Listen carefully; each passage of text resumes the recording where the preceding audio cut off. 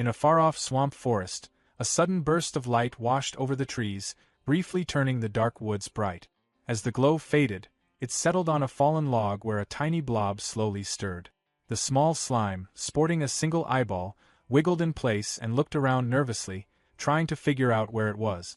From what he could piece together, the last thing he remembered was lying in bed the night before, scrolling through his phone and reading manga. He must have fallen asleep without noticing, because the next thing he knew, he had somehow died and ended up in another world. Strangely, that didn't bother him much. He'd read enough stories like this that the situation felt oddly familiar, almost expected. What mattered now was checking his surroundings and figuring out how to stay alive. He tried calling out, hoping someone else might be nearby, but when countless red eyes flickered to life deeper in the forest, he quickly decided silence was the smarter option. Bugs crawled everywhere, and thick miasma hung in the air, yet for some reason, the place felt oddly comfortable to him. Snapping himself out of that thought, he realized this wasn't the time to relax. He needed to understand exactly what he had reincarnated into. That's when a notification window appeared in front of him, announcing that he was a level 1 slime mold. The system even labeled him as a weak creature. The realization hit hard. Of all things, he had become a slime mold. To make matters worse, his health was actively dropping, and if he didn't eat something fast, he'd die again. He scanned the area, wondering what counted as food for something like him. Then he remembered seeing a decomposer trait listed in the system window. That rang a bell. Slime molds were decomposers, which meant they could eat wood. Figuring that was his best bet, he spread his body across the log beneath him. The moment he focused on the command, his body automatically wrapped around the wood and began breaking it down. The sensation surprised him. The taste wasn't bad, kind of like a soggy biscuit. 15 minutes later, a large chunk of the log was gone. He let out a satisfied burp as he leveled up, his HP snapping back to full.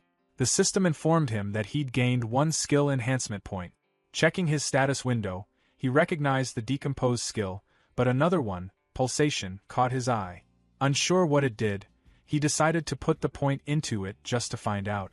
As the skill leveled up, his body spread outward in thin, web-like strands, each one pulsing like a blood vessel. He quickly understood that pulsation allowed the protoplasm inside him to flow back and forth, letting him move and shift position. The knowledge came to him instantly, magically transferred, even though he technically didn't have a brain anymore. Since eating more wood wouldn't give him additional experience, he decided to explore the ground. He was amazed by how freely he could reshape his body. Sliding down from the log, he spotted a mushroom nearby. Part of him remembered how humans usually ended up dead after eating random fungi, but his instincts as a slime mold told him this was food. Good food. He found the shortest route and scooted toward it. Once he reached the mushroom, he spread himself over it, climbing upward with thin tendrils. Reaching the top, he happily announced to himself that it was time to eat. In his mind, he imagined himself dressed in a fancy suit, calling out to the innocent little mushroom like they were meeting after a long online relationship. The mushroom questioned whether it really was him, and he reassured it, trying to appear charming. Then the mushroom turned around, revealing its true nature, practically inviting him to eat her. That's when it hit him, she was toxic. He'd been scammed. The system immediately warned him that he'd been poisoned, and his health started dropping fast. Panic set in. Acting on instinct, he tore off part of his body and flung himself away from the mushroom. The decomposition failed, giving him no experience, and the lost body mass reduced his maximum HP. Still, the poison effect cleared, and that alone saved him. Shaken but alive, he noticed that he'd managed to partially decompose the mushroom anyway.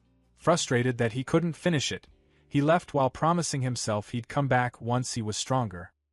He climbed back up the log and settled into the hollow he'd made earlier, eating more wood. After another 15 minutes, his health fully recovered. Once restored, he headed out again, moving across the ground using pulsation. That's when an idea clicked. If he could decompose just a little of the mushroom each time, retreat to heal by eating wood, and repeat the process, he could eventually take it down completely. He named this plan Move Mountain, and returned to the mushroom. When he showed up again, the toxic mushroom complained that this was already the 8th time, asking if he seriously planned on never giving up. This time, instead of retreating, he suddenly restrained her, declaring she was under arrest. The mushroom was stunned as he finally managed to cover her entirely. The decomposition succeeded. He gained experience and unlocked poison resistance. Looking at the new skill, he realized why eating the mushroom had felt more tolerable toward the end. Still, he was annoyed that he hadn't leveled up. He thought the mushroom should have given way more experience. That irritation didn't last long. The damp environment was packed with mushrooms, and he eyed his next targets hungrily. He went on to consume many different kinds, leveling up as he gained more experience. Some were safe, like straw mushrooms, while others, like monk's cap, were extremely toxic but granted stronger poison resistance. He happily broke them all down, turning everything into nutrient. Eventually, he hit a point where mushrooms no longer gave him experience. Deciding not to waste them, he carried the extras back with him. The mushrooms clinging to his body worked as both food and protection. He remembered animal shows from his childhood, where crabs used sea anemones to scare off octopuses. Using poisonous mushrooms the same way, he figured he could deter predators that wanted to eat him. He felt pretty proud of himself for solving his safety problem so cleverly. Just as he was enjoying that thought, a strong wind whipped through the area. Looking up, he noticed something alarming: a group of wasps flying past, carrying chunks of what looked like raw meat. Staring at the giant hornets, Slimy wondered if the poisonous mushrooms stuck to his body might be enough to scare them off. He silently hoped they wouldn't notice him at all. Before anything else could happen, a long tongue suddenly shot out from the shadows, snatching one of the hornets out of the air. A green frog appeared and swallowed the massive insect in a single gulp. Slimy froze in horror. One predator was bad enough, but now another had joined the scene. The remaining hornets immediately swarmed the frog, attacking in a frenzy. From the sidelines, Slimy watched as they stabbed and bit at it. Individually, the hornets were clearly weaker than the frog, but their numbers made up for it. As the fight dragged on, Slimy couldn't help wondering whether they'd seriously injure each other. If they did, maybe he could sneak in and collect the leftovers. Logically speaking, decomposing monster corpses should give far more experience than wood or mushrooms ever could. Just as that thought crossed his mind, the frog suddenly opened its mouth wide. Activating some kind of empowered tongue skill, it lashed out and caught all the remaining hornets at once, swallowing them whole. Slimy was stunned. Then everything got worse. A massive shadow loomed overhead. Before Slimy could react, a giant snake lunged down at the frog, its jaws wide open. Blood sprayed across the swamp as the frog was devoured.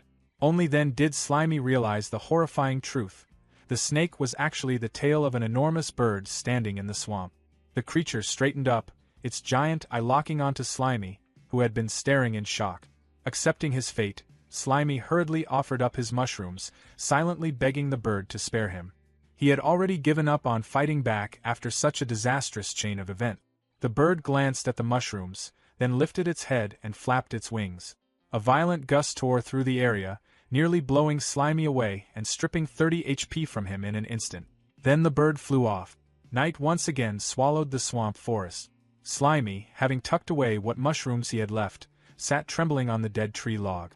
It finally sank in. He was at the absolute bottom of the food chain. Still, there was a strange bit of luck in that.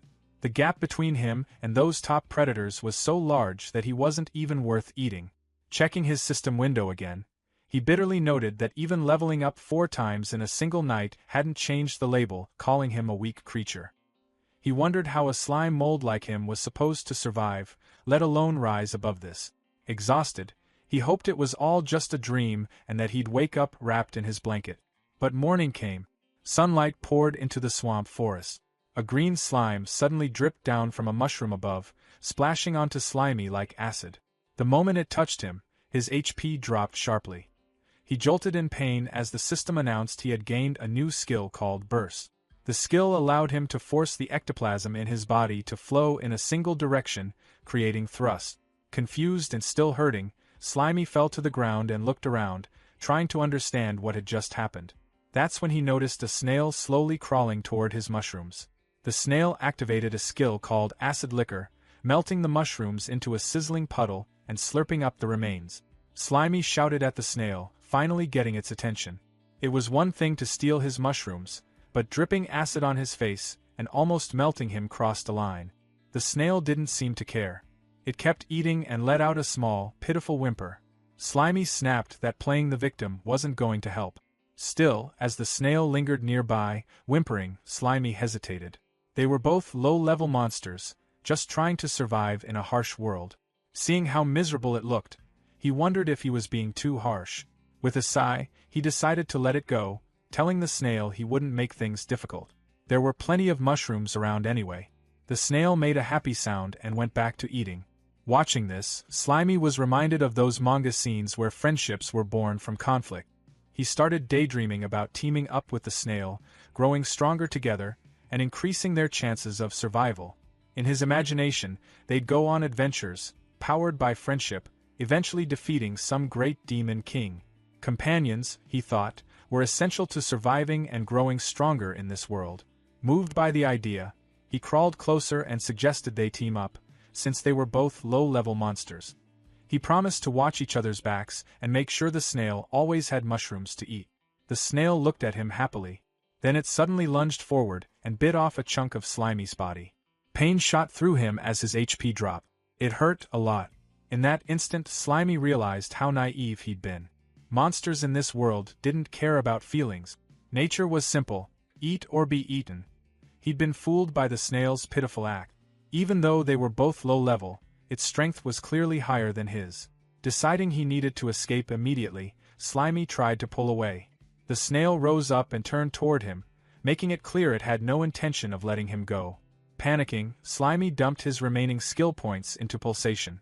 Pushing the skill to its limit, he surged forward. Both of them crawled across the dead tree, but after 3 exhausting minutes, they'd barely move. Worse, the snail was still right behind him. Slimy's panic grew when he realized its speed matched his own. The snail suddenly raised its head, its throat swelling. With a violent motion, it spewed acid liquor all over Slimy. His HP plummeted as his body split cleanly down the middle. For a brief moment, he wondered if his consciousness automatically stayed in the larger half. There was no time to think. The snail loomed over him, mouth open and dripping acid, then dove straight into his body and began eating. The half of Slimy that still held his mind barely managed to escape. He swore to himself that he'd endure this humiliation. For a slime mold, revenge could always come later. After finishing off the rest of Slimy's body, the snail turned back toward him. This time, Slimy had managed to grab hold of one of the mushrooms. As the snail charged again, Slimy activated Burst and jammed the toxic mushroom straight into its mouth. The snail immediately started thrashing and wailing as the poison took effect. Moments later, it collapsed beside Slimy, dead. The system notified him that he had defeated the snail and gained enough points to level up. Relief washed over him. He realized now why the snail always dissolved mushrooms with acid before eating them. It didn't have poison resistance at all. No matter how messy it had been, he had successfully defeated the first monster he'd faced in this world. Poking at the snail's corpse, Slimy wondered what kind of rewards he'd get from decomposing it. Crawling onto the body, he immediately noticed how sticky and gross the meat was. He tried to ignore the feeling, reminding himself that meat was meat.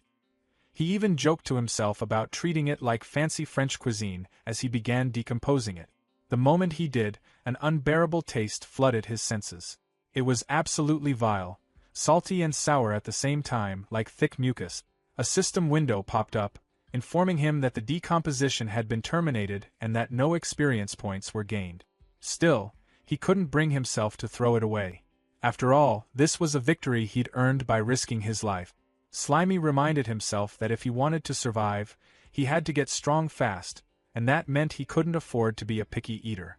Gritting through it, figuratively holding his nose, even though he didn't actually have one, he forced himself to swallow the revolting meal. The forest echoed with wet, miserable retching sounds as his body spasmed and glitched like a broken mass of slime. He kept going anyway, shoving down the snail meat along with a few nearby mushrooms. When he finally finished, the system announced that decomposition was complete. He gained enough experience to level up from 6 to 7, and his body regenerated. Despite what the system claimed, he felt awful. He collapsed into a melted puddle beside the empty red shell, somehow feeling worse than before he'd eaten. Pulling up his status screen, he noted that he had 1.4 skill points available. His skills now read: Decomposition level 6, Pulsation level 3, Poison resistance level 3, and Burst level 1. He thought about what those actually meant in real life. Decomposition was basically just eating. Pulsation felt like running away. Poison resistance translated to getting beaten up and not dying. Burst? Also running away, just faster. Accepting his situation, he told himself that complaining was pointless for a slime mold. In his mind, he pictured powerful forest predators like giant hornets as massive, muscular monsters. With stats as low as his, he knew provoking them would be suicide, even if he somehow had attack skills. Survival came first. With that in mind, he dumped his points into pulsation again. The skill climbed to level 4. Excited, he immediately tested it, pushing his slime body as hard as he could and measuring how fast he moved across the log. His new top speed turned out to be 20 centimeters per second. At first, that sounded impressive, until he calculated it was only about 0.78 kilometers per hour. The realization crushed him. Even after all that effort, he was still painfully slow. A week later, Slimy lounged inside a hollow log, holding a red mushroom. The log had kept him safe, but he'd completely exhausted the nearby food supply and only gained 2 levels in all that time. It was clear he needed a new base. Before leaving, he decided to do one last big scavenging run to fill both his stomach and his inventory. Activating search, he flattened his body into a vein-like network, spreading out in multiple directions at once. The range expanded along with his HP, and his yellow slime stretched across the forest floor like a living map. The system notified him that 3 white mushrooms had been stored inside his body. Pushing farther, he collected 6 small grass mushrooms. With his refined body control, he could either store items or decompose them instantly, which made gathering far more efficient. He demonstrated this by consuming a cluster of blue mushrooms on the spot. He kept foraging and broke down a large blue mushroom. The system confirmed the decomposition, rewarding him with experience and raising his poison resistance to level 4. As he continued spreading his search network, one of his tendrils hit something hard and red. The system immediately warned that the target couldn't be decomposed. Before he could react, a sharp pain shot through him, costing him 9 HP. He pulled back instinctively, annoyed as he realized he'd run into that guy again. The attacker sprayed green corrosive liquid using acid liquor. Slimy was grazed, losing another 7 HP, but he was relieved that his improved speed let him dodge most of the attack. This was another acid snail, but this one was noticeably faster. He wondered if individuals of the same species could really vary this much in strength. Moving evasively, he felt confident the snail wouldn't land another hit. That confidence shattered when the snail suddenly unleashed a brutal close-range attack, splattering his body and dealing a massive 33 points of damage. The snail paused, seemingly thinking it was over. That pause was exactly what Slimy needed. He'd taken the hit on purpose to get close. Using Burst, he jammed a poisonous purple mushroom straight into the snail's mouth. In his mind, he mocked how easy it was to beat monsters once their weakness was known, chalking it up to the clear intelligence gap between them. The plan worked instantly. The acid snail convulsed as poison tore through its body. Slimy consumed the defeated enemy, once again forcing himself through the disgusting taste. The system rewarded him by boosting him from level 9 to 10. He sat there afterward in a melted heap, feeling miserable from the meal, but he couldn't deny it. The massive experience gained from monster meat made it worth it. Once he recovered, he left the red shell behind and continued moving through the grassy forest. As he traveled, he heard rustling ahead in the tall grass. Assuming it was just another weak snail, he arrogantly called out, ordering whatever was hiding to come out. What emerged instead made him freeze. It wasn't a snail at all, but a huge, horrifying centipede with blade-like legs. The towering insect cast a terrifying shadow over him, twitching its sharp blue limbs in a steady, threatening rhythm. Panicking, Slimy scrambled behind a rock, trembling as he realized he'd made a serious mistake. The centipede lunged. Desperate, Slimy tried his usual trick. He held up a poisonous mushroom and yelled for the monster to stay back. The attempt failed instantly. The centipede's mandibles sliced the mushroom clean in half before it could even be eaten. Slimy stared in disbelief as the pieces fell uselessly to the ground. The centipede followed up with a skill called Myriad Blade Strangle, wrapping its long body around him and squeezing. It buried its head into his slime, trying to bite and tear him apart. Then something unexpected happened. The centipede struggled. No matter how it attacked, it couldn't deal any damage. That's when Slimy realized the truth. His liquid body was immune to blades and constriction. In an instant, predator and prey swapped roles. Slimy engulfed the trapped centipede, happily accepting the delivered experience points as he consumed it. Riding that momentum, he continued hunting. He spotted a large green beetle resting on a rock. He tried to attack a flying hornet but could only watch it hover out of reach, annoyed that he was still too short. When he noticed a cockroach, he recoiled in pure disgust and decided to let it go, simply because he didn't want to eat it. Some time later, Slimy traveled through the forest in high spirits, humming to himself with a red mushroom held in his body. Opening his status window, he admired his progress. He was now a level 13 slime mold with 157 HP. Pulsation had climbed to level 8, and poison resistance to level 5. Leaning back against a patch of moss, he felt genuinely satisfied with how fast he was leveling now that he'd started eating meat. His confidence returned as he pictured his place in the food chain, above insects but still below frogs, lizards, and the terror bird. That was fine for now. It was time to aim higher. He set his sights on giant frog legs, imagining himself growing unstoppable, standing atop piles of insect corpses and ruling this new world someday. With that dream in mind, he arrived at the edge of a murky pond deep in the swamp forest. He studied the water, wondering what valuable resources might be hiding below and whether he could safely explore it. Deciding the only way to find out was to try, he slowly dipped a yellow tendril into the water. The reaction was instant and agonizing. The moment his tendril touched the water, Slimy felt his body swell like a balloon. Panic hit hard as pressure built from the inside, making him feel like he was seconds away from bursting. Through raw sensation rather than thought, he understood what was happening. As a single-celled organism, fresh water was rushing straight into him through osmotic pressure. If he submerged himself, he'd swell until he popped, just like a red blood cell in pure water. He yanked his limb back as fast as he could, relieved to still be intact but forced to abandon any ideas about underwater exploration. Before he could recover, bubbles started rising from the pond. A massive, dark green shape slowly pushed its way to the surface. As it emerged fully, Slimy stared in confusion before realizing what it was: a crab. The creature stood there blankly, foam bubbling from its mouth. Confusion quickly gave way to hunger as Slimy imagined a plate of steamed crab legs. After non-stop bug meals, this finally felt like real food. Trying to be clever, he called out from the shore in a friendly tone, pretending he just wanted to make friends. The crab ignored him completely and climbed onto a steep rock jutting out of the water, sitting there and blowing bubbles like nothing else existed. Slimy quickly got the message. It wasn't coming to him. Risking his life in the pond wasn't worth it. Instead, he started planning to dissolve poisonous mushrooms and dump the toxins into the water to kill the crab from a safe distance. That plan died instantly. The giant swamp crab activated a skill called Bubble Barrage, firing a high-pressure stream of water straight at him. The blast slammed into Slimy with terrifying force, knocking him backward and ripping 25 HP away. He was stunned that something as simple as water could hurt that badly. The crab fired again.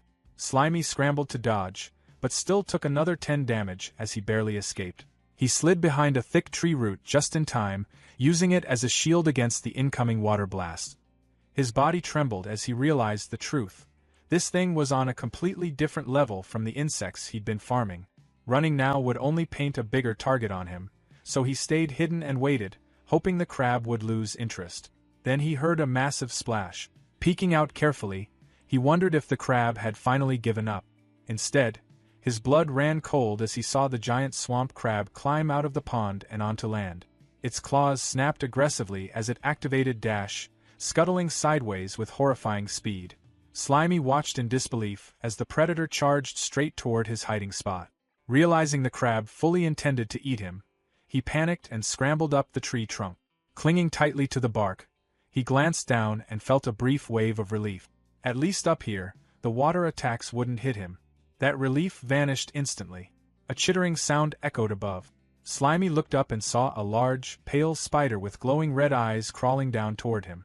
Unbothered at first, he waved a tentacle dismissively, telling it to move along since he was busy dealing with the crab. In his arrogance, he even warned the spider not to be rude, bragging that he'd eaten plenty of bugs just like it. The spider didn't retreat. It hissed, red eyes burning brighter, and suddenly struck with arachnid slash. Its front leg moved like a blade, slicing through Slimy's body at blinding speed.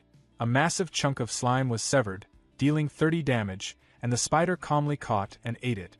Slimy was stunned. He'd thought he was immune to blade attacks. A status window appeared, revealing the truth. The spider was a level 16 monster with swordsmanship level 8. Before he could even process that, another blast of high-pressure water slammed into the tree trunk inches from him. The splash alone dealt another 17 damage. Trapped between the blade-wielding spider above and the water-blasting crab below, Slimy felt despair close in. Staring up at the spider blocking his escape, he cursed his luck as tears welled up in his single eye. He was stuck. Again. Below, the crab fired another bubble barrage straight up the tree. Slimy dodged at the last possible second. The water beam missed him and slammed straight into the spider's face. The impact knocked the spider clean off the tree. The spider hit the ground in a fury and immediately retaliated, firing a stream of white webbing at the crab. The sticky silk wrapped around the giant swamp crab, slowing its movements. Taking advantage of the opening, the spider leapt forward and slashed at the crab's shell. The crab responded with crustacean carapace, hardening its shell to block the strike, then countered with crustacean clamp, snapping its claws viciously. The spider twisted away using arachnid silk control, binding the crab's claws even tighter with sticky webs. High above, Slimy watched the chaos unfold. Inside, he celebrated. His enemies were tearing each other apart just like he'd hoped. The battle raged on. The crab bubbled angrily, struggling to free its bound claws. The spider seized the moment and delivered a precise slash to the crab's eye stalk, triggering a burst of light and pain. It hissed, ready to finish the job. But the crab wasn't done. With a violent swing, it forced the spider to leap back. Still, the crab's massive claw remained trapped in thick webbing. Capitalizing on that weakness, the spider moved at blinding speed, wrapping the crustacean completely in silk. Soon, the giant swamp crab was helpless, cocooned like prey. The spider climbed onto its shell, ready to feast. From the tree, Slimy stared in disbelief. The smelly crab was tied up like something from a grocery store, and the smaller spider had completely flipped the fight. The spider loomed over the crab's face. The crab stared back, foam bubbling from its mouth. The bubbles gathered rapidly, glowing with intense pressure. Then everything exploded. A massive blade of compressed water erupted from the crab's mouth with a deafening roar. Water cutters spiraled outward, shredding the silk cocoon instantly. The spider was caught midair and sliced apart in an instant, its body torn into pieces. The desperate counterattack sent water blades flying in all directions. One sliced into the tree trunk, missing Slimy by inches. He shuddered, realizing the crab's survival instincts had triggered a terrifying hidden power. Below, the giant swamp crab collapsed, completely drained. It spat out one last weak stream of water before going still. The battlefield fell silent. The spider lay in pieces, and the crab lay motionless, wrapped in torn webbing. Slimy waited behind the tree roots until he was sure the attacks had stopped. When the danger finally passed, he emerged cautiously. Approaching the immobilized crab, he mocked it for wasting all its energy firing wildly and ending up in such a pathetic state. Still, he faced a problem. The creature was tough. Suffocating it was risky, and its clamped mouth meant he couldn't shove mushrooms inside. He needed to act fast before it recovered. Scanning the area, his gaze landed on a large, heavy rock. Spreading his body over it, he tried to store it using slime space. A system error flashed, insufficient space. He realized his storage capacity depended on his HP, which was still too low after the fight. Making a hard choice, he vomited up his entire mushroom collection to free inventory space. With nothing left stored, he successfully absorbed the massive rock. His yellow body bulged under the weight, slamming into the ground with a heavy thud. Complaining internally about how heavy it was, he dragged himself forward and slowly climbed the tree. Reaching a position directly above the trapped crab, he looked down and calmly declared that he had come to take its life. Letting gravity do the work, Slimy released his grip. He dropped like a stone. The giant swamp crab looked up in terror as a massive yellow mass fell from the sky. In a final desperate move, it fired one last high-pressure stream of water upward. The water jet struck the falling slime and rock, but the momentum was unstoppable. Slimy grit through the pain, refusing to back down. He was going to crush his enemy, no matter what it took. Below him, the crab braced as a massive shadow swallowed it whole. Then came the impact. With a deafening crash, the rock-filled slime mold slammed straight into the crab's shell, sending out a violent shockwave. When the dust finally settled, Slimy was perched on top of a completely crushed shell. The system confirmed the kill and rewarded him with enough experience to reach level 14, along with half a skill point. Relief and joy hit him all at once. Still alive. Still standing. He burst into wild laughter, celebrating the fact that he was the last one left alive. Not wasting a second, he settled onto his fresh kill and happily declared it was time to eat. Perched on the overturned shell like a chef, Slimy carefully arranged the crab's organs and roe inside it, turning the shell into a makeshift soup bowl. He ignored the spider remains entirely. Using a piece of crab leg as a utensil, he dipped the white meat into the rich yellow roe and took his first bite. The flavor overwhelmed him. After days of moldy wood, snails, and insects, the taste of fresh seafood exploded across his senses. Tears streamed down his slimy face as he realized something important. Good food really did heal the soul. In that moment, he renewed his determination to survive in this brutal world, if only to keep finding meals like this. He ate everything, leaving nothing behind. Completely stuffed, he sprawled across a log, satisfied and content. A status window popped up, showing he was now level 14 with 168 HP. His body felt refreshed, energized, and whole again. With his hunger gone, Slimy decided to put that energy toward an experiment. He positioned himself in front of a rock and focused inward, concentrating on his internal structure. Tensing his entire body, he squeezed with everything he had. His single eye bulged from the strain as he tried to force something out, screaming internally from the effort. Panting, he glared at the rock, demanding the power to come out. His thoughts drifted back to the crab's bubble barrage. Skills could be learned through practice, right? The crab compressed water to fire it, so why couldn't a slime mold do the same? Fired up, he squeezed his internal fluids again, chanting for the attack to appear. He tried copying the crab's technique, but only a few weak squirts shot out of his backside in completely the wrong direction. He tried again, aiming forward this time, straining noisily. The yellow liquid just dribbled out uselessly. Exhausted, he collapsed into a puddle, complaining that he couldn't control either the direction or the force. For a moment, he felt defeated. Then the frustration hardened into resolve. Refusing to give up, he tensed every part of his body, compressing his internal fluids to their absolute limit. Suddenly, a high-speed jet of yellow fluid blasted out with tremendous force. His burst skill activated automatically. The projectile slammed into the crab shell, punching a clean hole straight through it. A system message appeared, announcing that Burst had evolved into a new skill, Cytoplasm Jet. The system explained that the skill launched his own cytoplasm as a projectile, using his body mass as ammunition. Slimy laughed out loud. The fact that skills could evolve through sheer practice thrilled him. Then a worrying thought hit him. His other skills had cooldowns. What if this one did too? To test it, he fired again. Then again.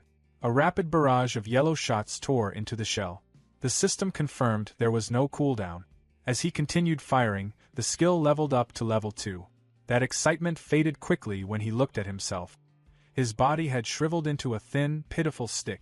A warning flashed, his health was critical. Each shot was consuming his own biomass as ammo. That meant his body was his only combat resource. Slightly disappointed that he couldn't become some kind of mage, he went back to eating the crab to restore his lost mass. While eating, an idea sparked. If eating restored him, what about the parts of himself that had been cut off earlier? He searched the area and found a large chunk of yellow slime lying in the grass. It looked way bigger than he expected. He wondered if he'd really lost that much when the spider sliced him. Curious, he pressed the separated piece against his main body and activated reclamation. As it was absorbed, flashes of memory flooded in. He saw the fight with the spider. He saw the rock falling. But the perspective was wrong, it wasn't his own. That's when he realized it. The severed piece had experienced things independently. Something clicked. Separated parts of his body, even without true consciousness, could still decompose things on their own. By reabsorbing them later, he could collect both the health and experience they gained. Delighted, Slimy hummed happily, convinced he'd just discovered a system exploit. He imagined sending fragments of himself in all directions, turning one mouth into many and skyrocketing his leveling speed. He tested the idea immediately using division.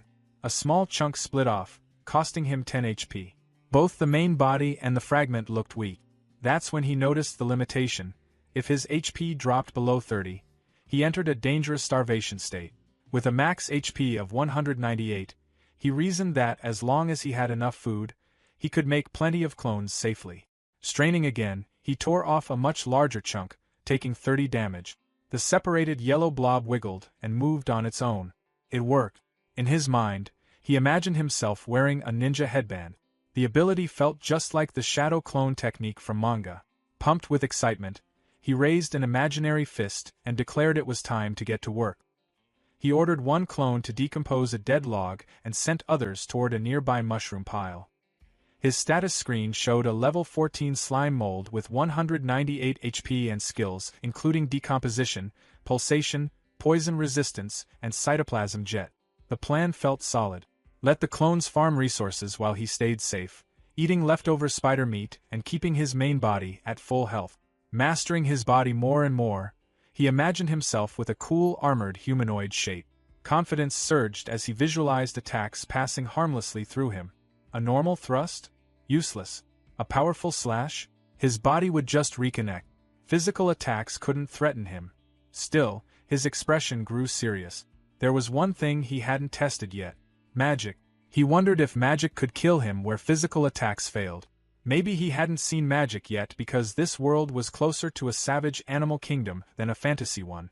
Deciding to experiment further, he set a trap near the murky water, using small pieces of his yellow body as bait. A giant swamp crab burst from the pond and grabbed one piece. He'd already laid a trail of slime chunks leading inland. More crabs followed the trail, happily feeding, unaware they were walking into a kill zone. High above, Slimy clung to a tree branch, watching as the crabs gathered below. When they finally looked up, it was too late. A massive shadow fell over them as he shoved the branch loose. The branch crashed down with devastating force, instantly crushing the crabs. System notifications flooded in. Killing 6 crabs at once pushed him from level 14 to 15. He dropped down, finished off any survivors with a rock, and started eating. After decomposing the meat, his health fully recovered. He glanced at the clean shells, satisfied with how efficient his farming method had become. Feeling stronger than ever, he decided to practice combat. Setting up a crab shell against a rock, he imagined himself as a cool gunslinger, preparing a move he proudly named Plasmodial Barrage. In reality, he unleashed a storm of yellow slime bullets, hammering the target with speed and force. Smoke rose from the shell as the system announced that cytoplasm jet had leveled up from 5 to 6. The intense training, however, began to take its toll. The slime mold was left shriveled and cracked, his body dried out and his health hanging by a thread after using his own mass as ammunition. To pull himself out of the autophagy state, he sluggishly ate a mushroom, feeling his form slowly plump back up. Looking back on the last 2 days, he noted that the non-stop training had paid off. Both the power and accuracy of his attacks were noticeably better. He ran through the numbers in his head and realized he could only fire about 30 cytoplasm jet shots before his health dropped into dangerous territory. That limit bothered him. He started wondering how to make each shot deadlier without burning through more of his own body. As he picked up a poisonous mushroom and then a nearby rock, an idea clicked. If he could add ingredients to his ammo, the shots wouldn't have to rely on raw force alone. Wrapping a poisonous mushroom inside a slime projectile should let him inflict poison damage from a distance. Encasing a rock, on the other hand, would massively boost physical impact. Without hesitation, he tested it. The rock-infused shot slammed into its target with a sharp crack, proving the concept instantly. Pleased with himself, he smugly decided he was a genius for inventing such a flexible attack. His celebration was cut short by a soft cooing sound. He noticed a strange glow coming from a hollow in a nearby tree and wondered if it was just a bird or maybe fireflies. Curiosity won out. He climbed the trunk and peeked straight into the glowing hole. What he saw nearly stopped his core. A spectral, glowing blue owl stared back at him. Its magical aura was unmistakable. Panic exploded through him as his worst fear became reality. This was a monster that used magic.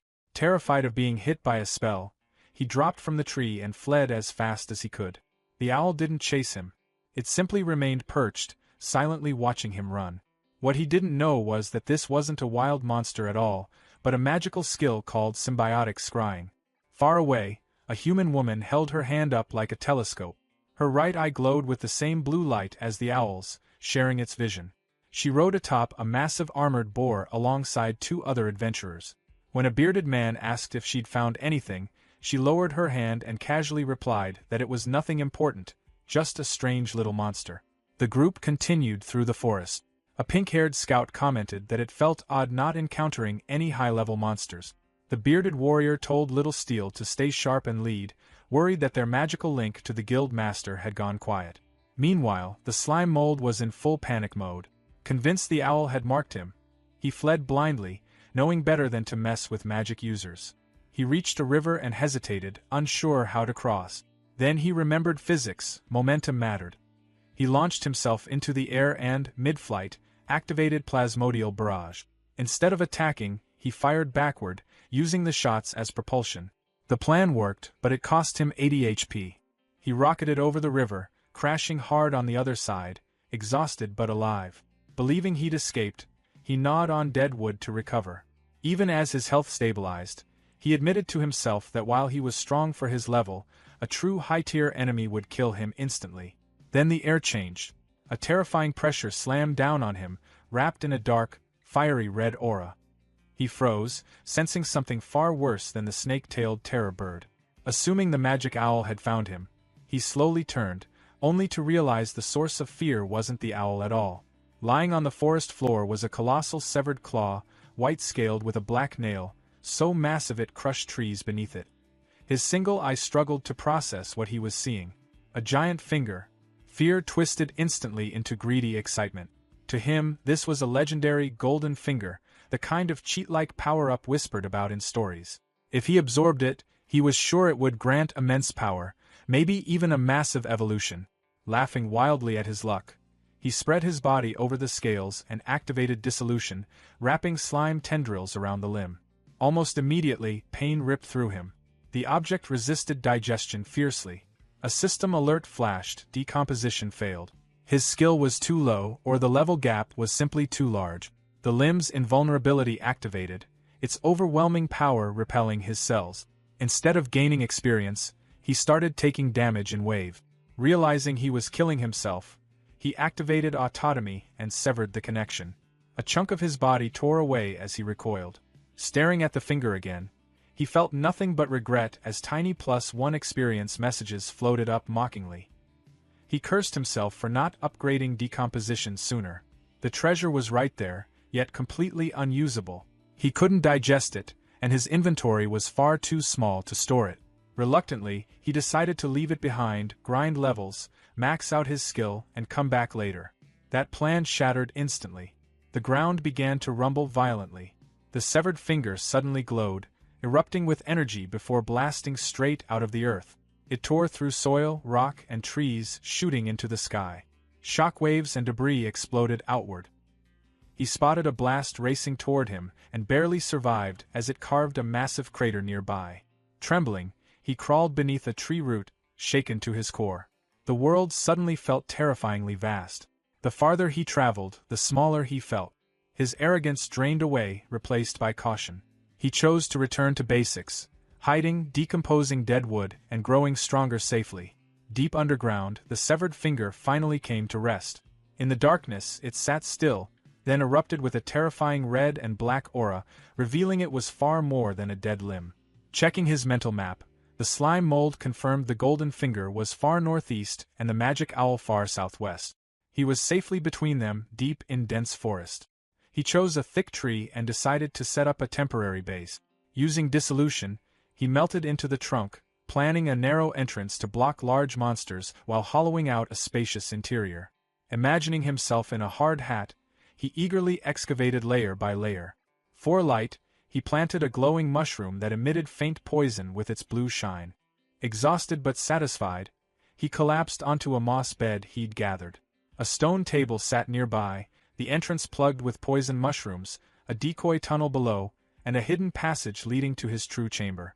It was clever, safe, and his. Relaxing at last, he lay back, chewing on a twig like a cigar, enjoying the feeling of security. Then a loud, rhythmic buzzing vibrated through the wood. Annoyed, he poked his head out and shouted at the noise, only to see a massive swarm of wasps filling the canopy. Instead of fear, his eye narrowed with calculation. An idea formed. He fired a cytoplasm jet and smashed a wasp out of the air. Then he openly sat at his entrance, taunting the swarm. Enraged, they dove at him, stingers thrusting. He retreated instantly into the narrow tunnel, causing the wasps to miss or get stuck. Inside, he sighed in relief as the system notified him of effortless experience gains. His sticky body worked like flypaper. Letting 2 wasps escape on purpose, he followed them back to a massive nest high in the trees. From a branch, he studied it, already planning its destruction. When he revealed himself, sentries released pheromones and the sky filled with buzzing. Thousands poured out. Confident that stings were useless, he welcomed the experience, until the wasps formed a tight, vibrating ball around him. Heat surged. A system warning screamed as his cells began dying. Horrified, he realized they were cooking him alive. Panicking, he unleashed plasmodial barrage, shredding the formation. Then new enemies appeared, armored wasp guards with beeswax shields that blocked his shots.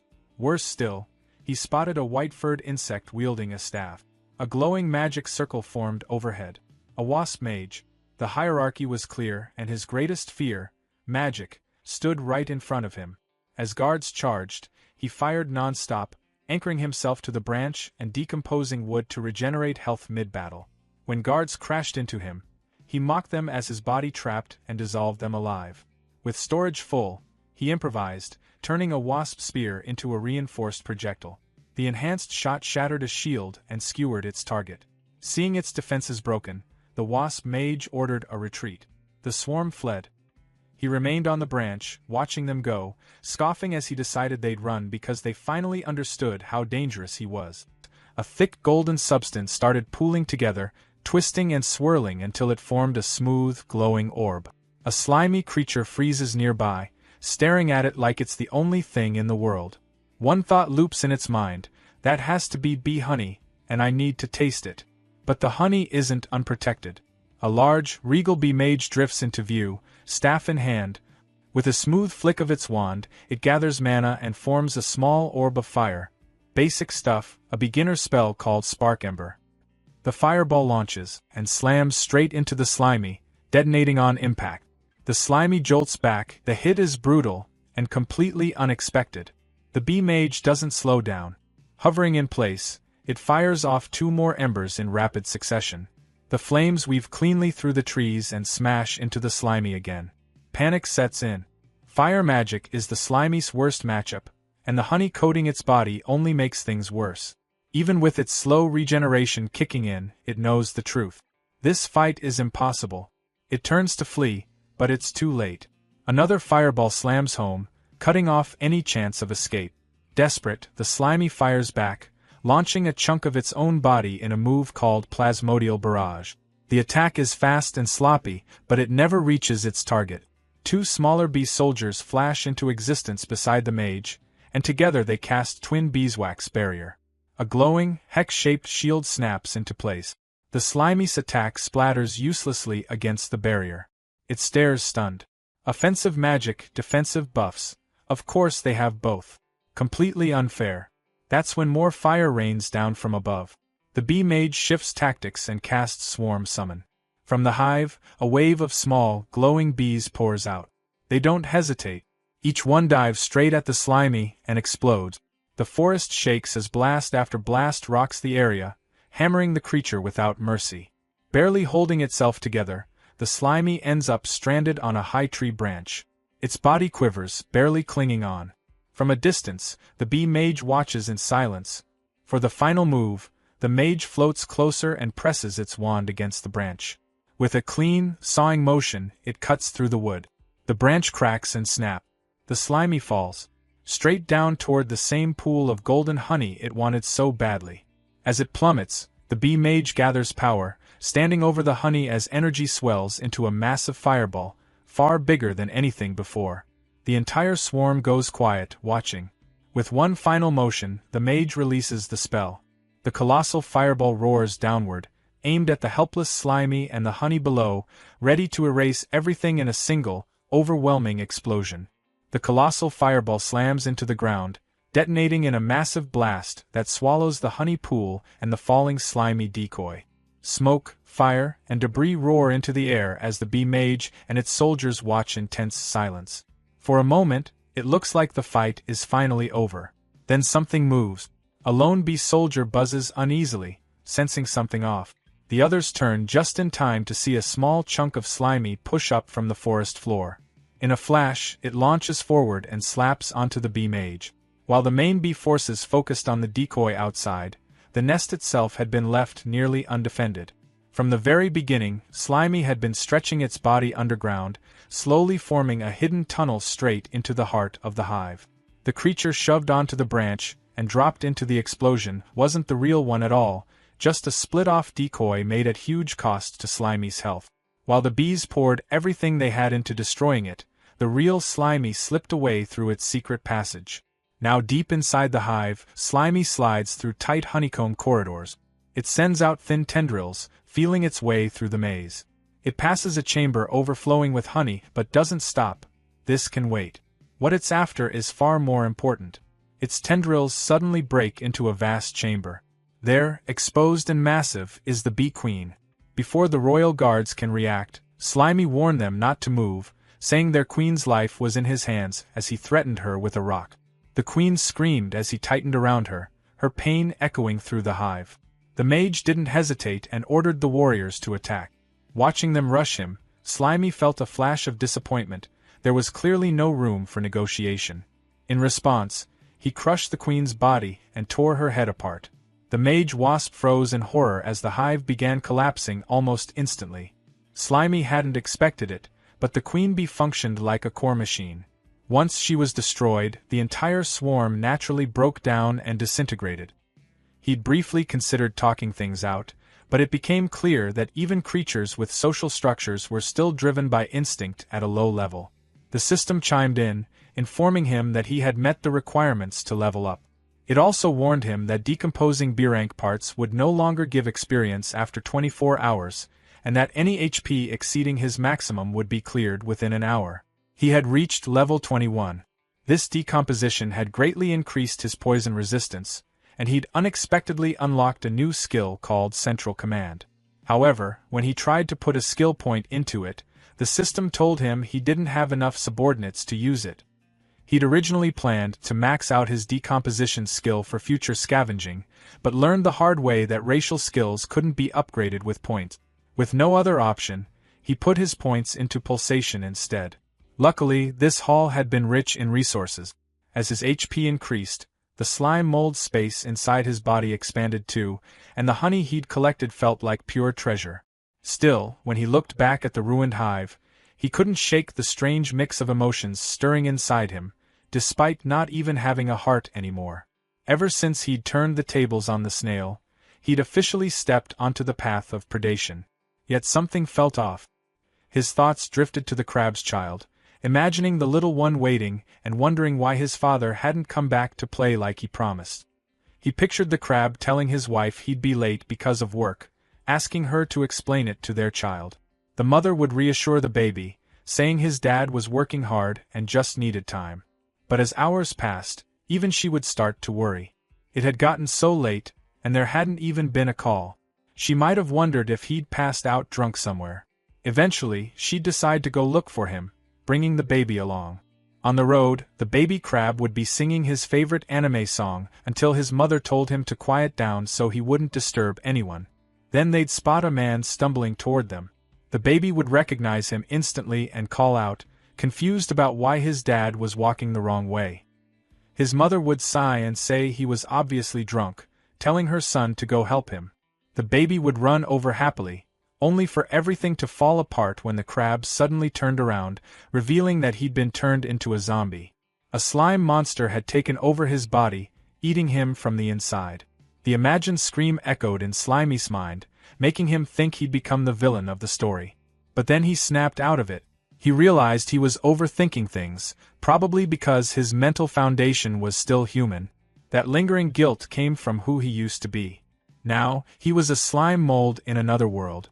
He didn't have the luxury of choice. If he didn't hunt, he'd be hunted. The weak were food for the strong, that was just how nature worked. To survive in this ice sky, hunting and decomposition were his only real options. Material foundation determined the superstructure, so survival came first. With that decided, he turned his focus to reclaiming the split body he'd released earlier that morning, curious about what surprises it might bring. He rushed toward the location. As he got close, he slowed down, confused by the sight of a campfire. He crept forward and hid behind some bushes, wondering if humans were nearby. Sure enough, a hunter party was sprawled around the fire. One of the men casually asked Nia if she wasn't worried about getting poked while leaning against the pig. Slimy was surprised. It really was humans. Nia replied that the steelback's bristles were soft when it was relaxed, thanking it for its hard work and saying they'd be counting on it again tomorrow. Carter explained that they'd originally been searching for their guildmaster, but somehow ended up lost themselves. As captain, he blamed himself and apologized to the team. Cole pointed out that magic communication had been cut off, there were no signs of high-level magical beasts, and even the forest itself felt like a maze. With so many strange things happening at once, no one could have predicted this. He told Carter not to beat himself up. Even though they hadn't found the guildmaster, there was no need to panic. After all, he ranked among the top 3 strongest leaders of the 8 great guilds. Once they found their way back, they could just report everything to the church. Carter agreed that the guildmaster's strength was unquestionable, but reminded them that he'd been missing for 2 whole years.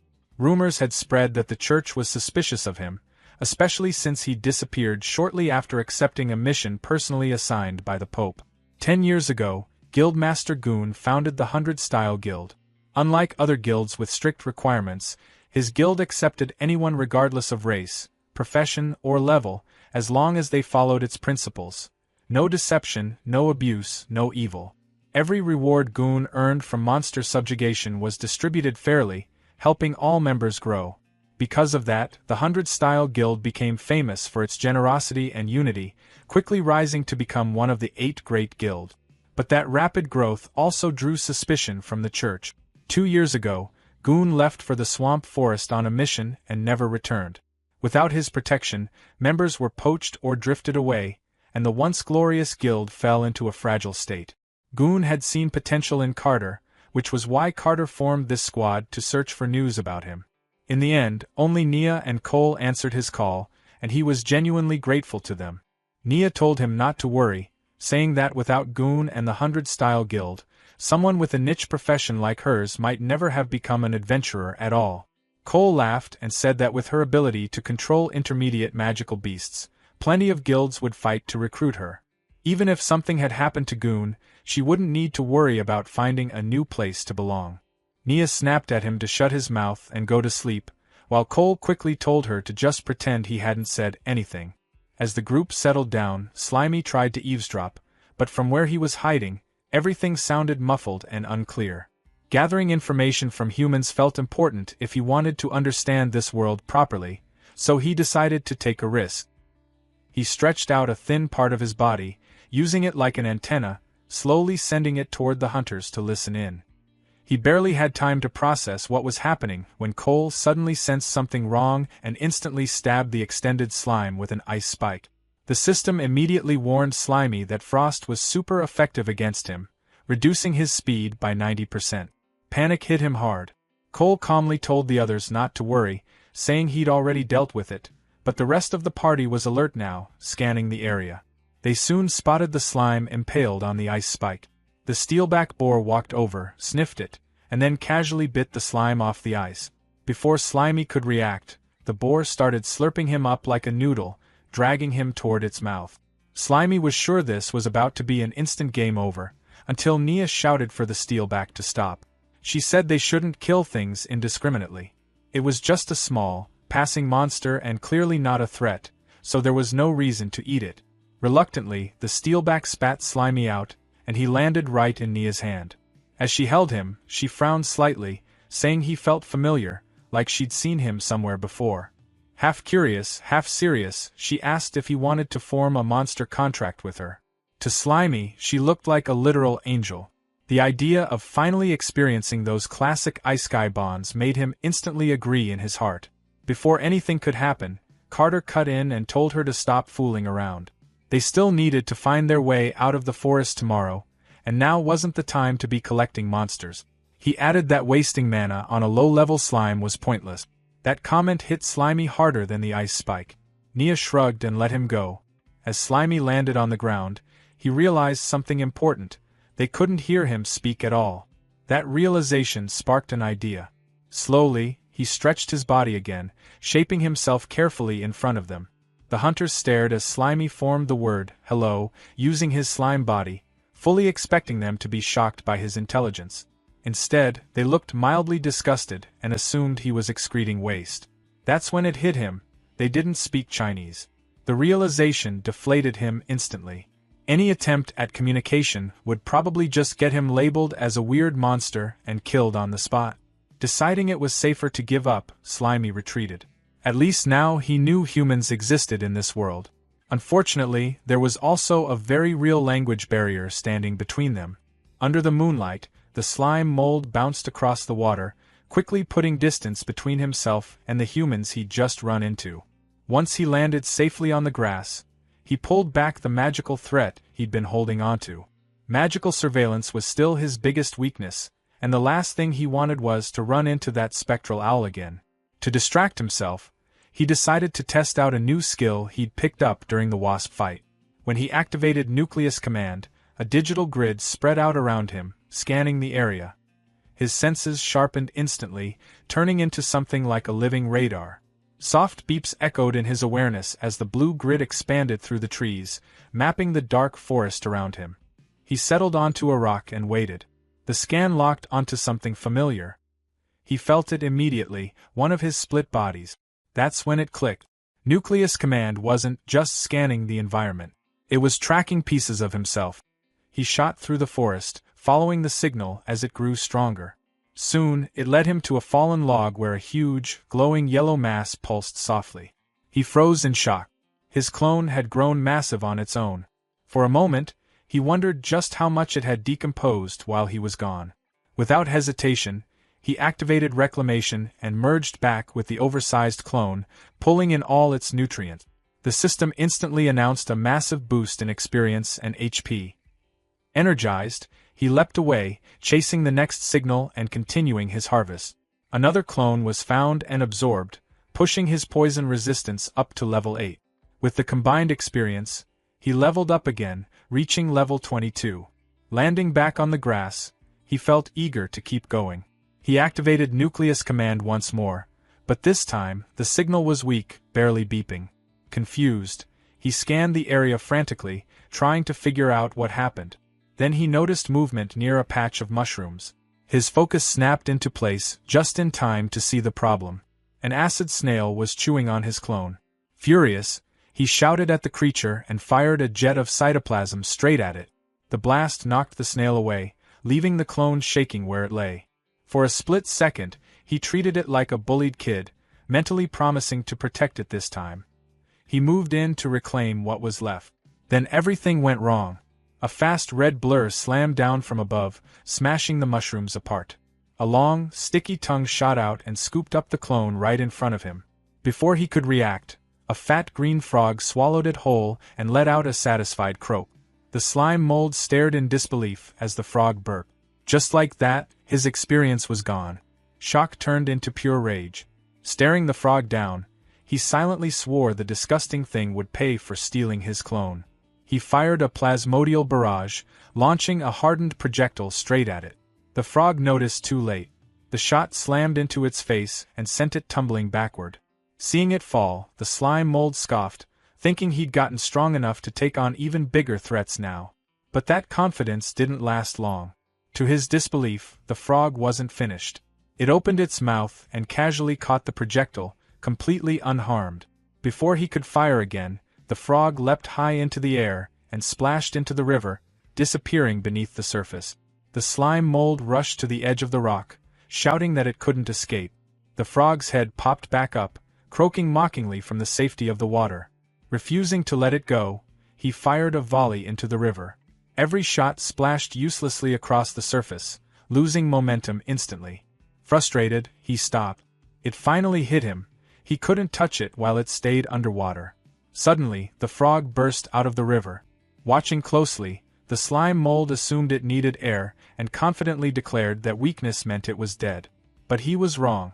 The frog pushed off the water itself, releasing power and launching toward shore like a living missile, its mouth wide open. He barely dodged as it crashed into the rock where he'd been standing. While the frog recovered, he fired a stone-hardened barrage that struck its eye with perfect accuracy. As soon as the hit landed, he retreated up a tree. Perched on a branch, he realized what had happened. The frog had baited him toward the water. After so many easy wins, he'd gotten careless. He reminded himself that a hunter could turn into prey in an instant. Below, the frog clutched its bleeding eye, furious. It glared up and croaked angrily, then ignored the pain and leapt straight for the tree. Panic hit when the slime mold realized he was out of stone ammo. He fired liquid slime shots instead. It didn't help. The frog opened its mouth and caught every projectile, swallowing them midair. The slime mold froze in horror as he realized his attacks were literally feeding it. Even injured, the frog climbed the tree, closing in fast. By the time he understood the danger, it was too late. The frog's tongue shot out and wrapped tightly around him. A brutal tug-of-war followed, the slime mold clinging to a branch while the heavy frog yanked downward. The strain became unbearable. The branch cracked, then snapped. As he fell, clutching the broken wood in terror, he saw the frog waiting below with its mouth wide open. In that split second, he used reverse momentum. Wrapping himself around the broken branch, he angled the sharp end downward and thrust it forward, screaming for it to eat this instead. The jagged wood pierced straight through the frog's mouth and into its brain. The impact sent the frog crashing back, blood spraying as the slime mold remained safe above. The lifeless body fell into the river with a heavy splash, ending the fight. Clinging to the tree trunk, he finally relaxed, relieved it was over. Below, the frog's corpse sank into the dark water, blood spreading before disappearing into the depths. Looking down, he felt a twinge of regret. It was a waste, he couldn't decompose it down there. Then the water started bubbling. Two glowing, menacing eyes opened in the depths, staring straight up at him. A beam of light exploded from the water, slicing through the air beside him. The blast struck the tree trunk and cut through it effortlessly. The next moment, the tree and the screaming slime mold were launched into the night sky. From the water below, the enemy revealed its new form, a pale, glowing entity with burning red eyes, activating sanctified fall. The slime mold was completely thrown off by the enemy's sudden transformation. He shouted in disbelief, wondering how a frog that was clearly dead could come back with this kind of power. The sanctified frog dragged itself free from the shattered tree, its glowing red eyes locked onto him with pure hatred as it prepared to finish the job. Without warning, swollen growths on the frog's eyes burst open, firing high-pressure streams of blood like laser beams. The slime mold barely dodged in time. The corrosive blood sliced into the tree where he'd just been, and in that instant he knew he was outmatched. He shot a strand of slime upward, snagged a higher branch, and swung away, leaping rapidly from tree to create distance. As he fled, his mind raced. A smart mold knew when to retreat. Still, it didn't make sense. This was supposed to be a low-level monster. Why did it have a third form when others barely lasted a second? Something about it felt wrong, and that only reinforced his decision to run. The sanctified frog refused to let him go. It roared and gave chase, moving with an unnatural speed. Using its tongue like a grappling hook, it swung through the air, matching the slime mold's movements almost perfectly and closing the gap fast. The frog unleashed sanguine lash. A whip of solidified blood tore through the air and sliced clean through one of the slime mold's tendrils, dealing 199 damage. He lost his grip and fell as a system alert screamed that a foreign substance had invaded his body. He realized the frog's blood was so toxic that even his level 8 poison resistance couldn't block it. The frog didn't stop. Diving down, it activated Tongue Lash. Its long, blood-red tongue shot out like a harpoon, wrapping tightly around the slime mold and yanking him downward. Even then, he scoffed, noticing the damage was only 1 point. He figured physical attacks meant nothing to a liquid body like his. That confidence vanished the moment he hit the river. Fresh water, his worst possible weakness. A red warning flashed as his cell osmotic pressure spiked dangerously, telling him to escape immediately or die. Before he could react, the sanctified frog lunged forward, jaws wide. Its mouth snapped shut, swallowing him whole. The frog floated on the water, looking satisfied. But then its mouth bulged and twitched. Inside, the slime mold was still alive, struggling desperately. The frog clamped its jaws tighter, forcing him down its throat. In the stomach, he was submerged in digestive acid, watching in horror as his HP drained at 33 damage per second. Panic overwhelmed him. He tried to eject his core, but exhaustion dragged him down. His split skill wouldn't activate. Above the surface, the sanctified frog croaked triumphantly, splashing as if celebrating its victory. Inside, being dissolved alive, the slime mold made a desperate decision. Instead of resisting the water, he leaned into it. He intentionally triggered his osmotic weakness. By absorbing water, his body began to expand rapidly inside the frog's throat. The frog immediately sensed something was wrong. It grabbed at its neck as it bulged unnaturally. The slime mold kept expanding, forcing himself into the frog's mouth and throat, determined to choke the monster to death by sheer size. To survive the damage while growing, the slime mold burned through every drop of hornet honey he had, restoring 400 HP per use just to keep expanding. With constant regeneration, his body ballooned to an enormous size, stretching the frog beyond its limits. Then it burst. With a massive explosion, the sanctified frog was torn apart from the inside. Blood and gore sprayed across the water as the slime mold's expansion completely destroyed it. Victorious, he floated on the river like a mountain of green slime as the system confirmed the kill and awarded experience. It also informed him that surviving the toxic blood had granted him a new antibody. Drifting among the swamp trees, he stared at his massive new form in disbelief. A status window popped up, showing a new passive ability. Osmotic Pressure Regulation, MAC. His HP had skyrocketed to 11,700, far beyond his normal max of 924. But a timer warned him that the excess health would vanish in 1 hour. He studied himself carefully. His size let him float like an iceberg. His lower body absorbed water, but his sheer volume allowed him to balance the pressure safely. Full water immunity wasn't something he'd planned, but it was a huge bonus from his reckless gamble. Then he noticed the timer again. Nearly 10,000 extra HP, making him practically invincible, was about to disappear. His expression shifted, turning serious and greedy. He'd burned all his precious honey to reach this form, so he needed to squeeze every possible benefit out of it. He laughed wildly, imagining himself as an unstoppable kaiju. That's when an idea hit him, something like that rolling sticky ball game. He decided to roll through the forest and collect everything in his path. In his massive form, he barreled through the flooded forest like a natural disaster. Vegetation vanished beneath him as system notifications popped up non-stop, confirming decomposition and awarding experience. He plowed through trees and brush, efficiently farming resources before the time limit ran out. Underwater, fish swam peacefully among the roots, until he crashed in. The fish scattered instantly. He tried hunting them, but it was pointless. Even immune to pressure, the water slowed him too much, and the agile fish weren't worth the effort. Annoyed, he hauled his massive body back onto dry land. Nearby, a cluster of mushrooms sat at the base of a tree. He flowed over them, absorbing them instantly and leaving a hollow trail behind. Moving deeper inland, he spotted 2 small otter-like creatures standing proudly with a freshly caught fish. The enormous slime mold loomed over them, loudly greeting them and casting a massive shadow. Before they could react, he lunged and slammed down with his sticky body. He didn't eat them. Instead, he rolled away, casually announcing that he was taking their fish. The otters were left sitting in the dirt, drenched in green slime, staring in traumatized silence as their dinner disappeared. As he rolled on, he justified it to himself. Sparing the cute otters and only stealing their food clearly meant he still had some kind of human mercy left. That thought ended abruptly when he spotted a squirrel clutching a nut, its ears and tail tipped with magical flames. The squirrel flared up in rage, its entire body igniting. It flipped into a handstand and launched a fireball from its tail, sending a column of flames straight at him.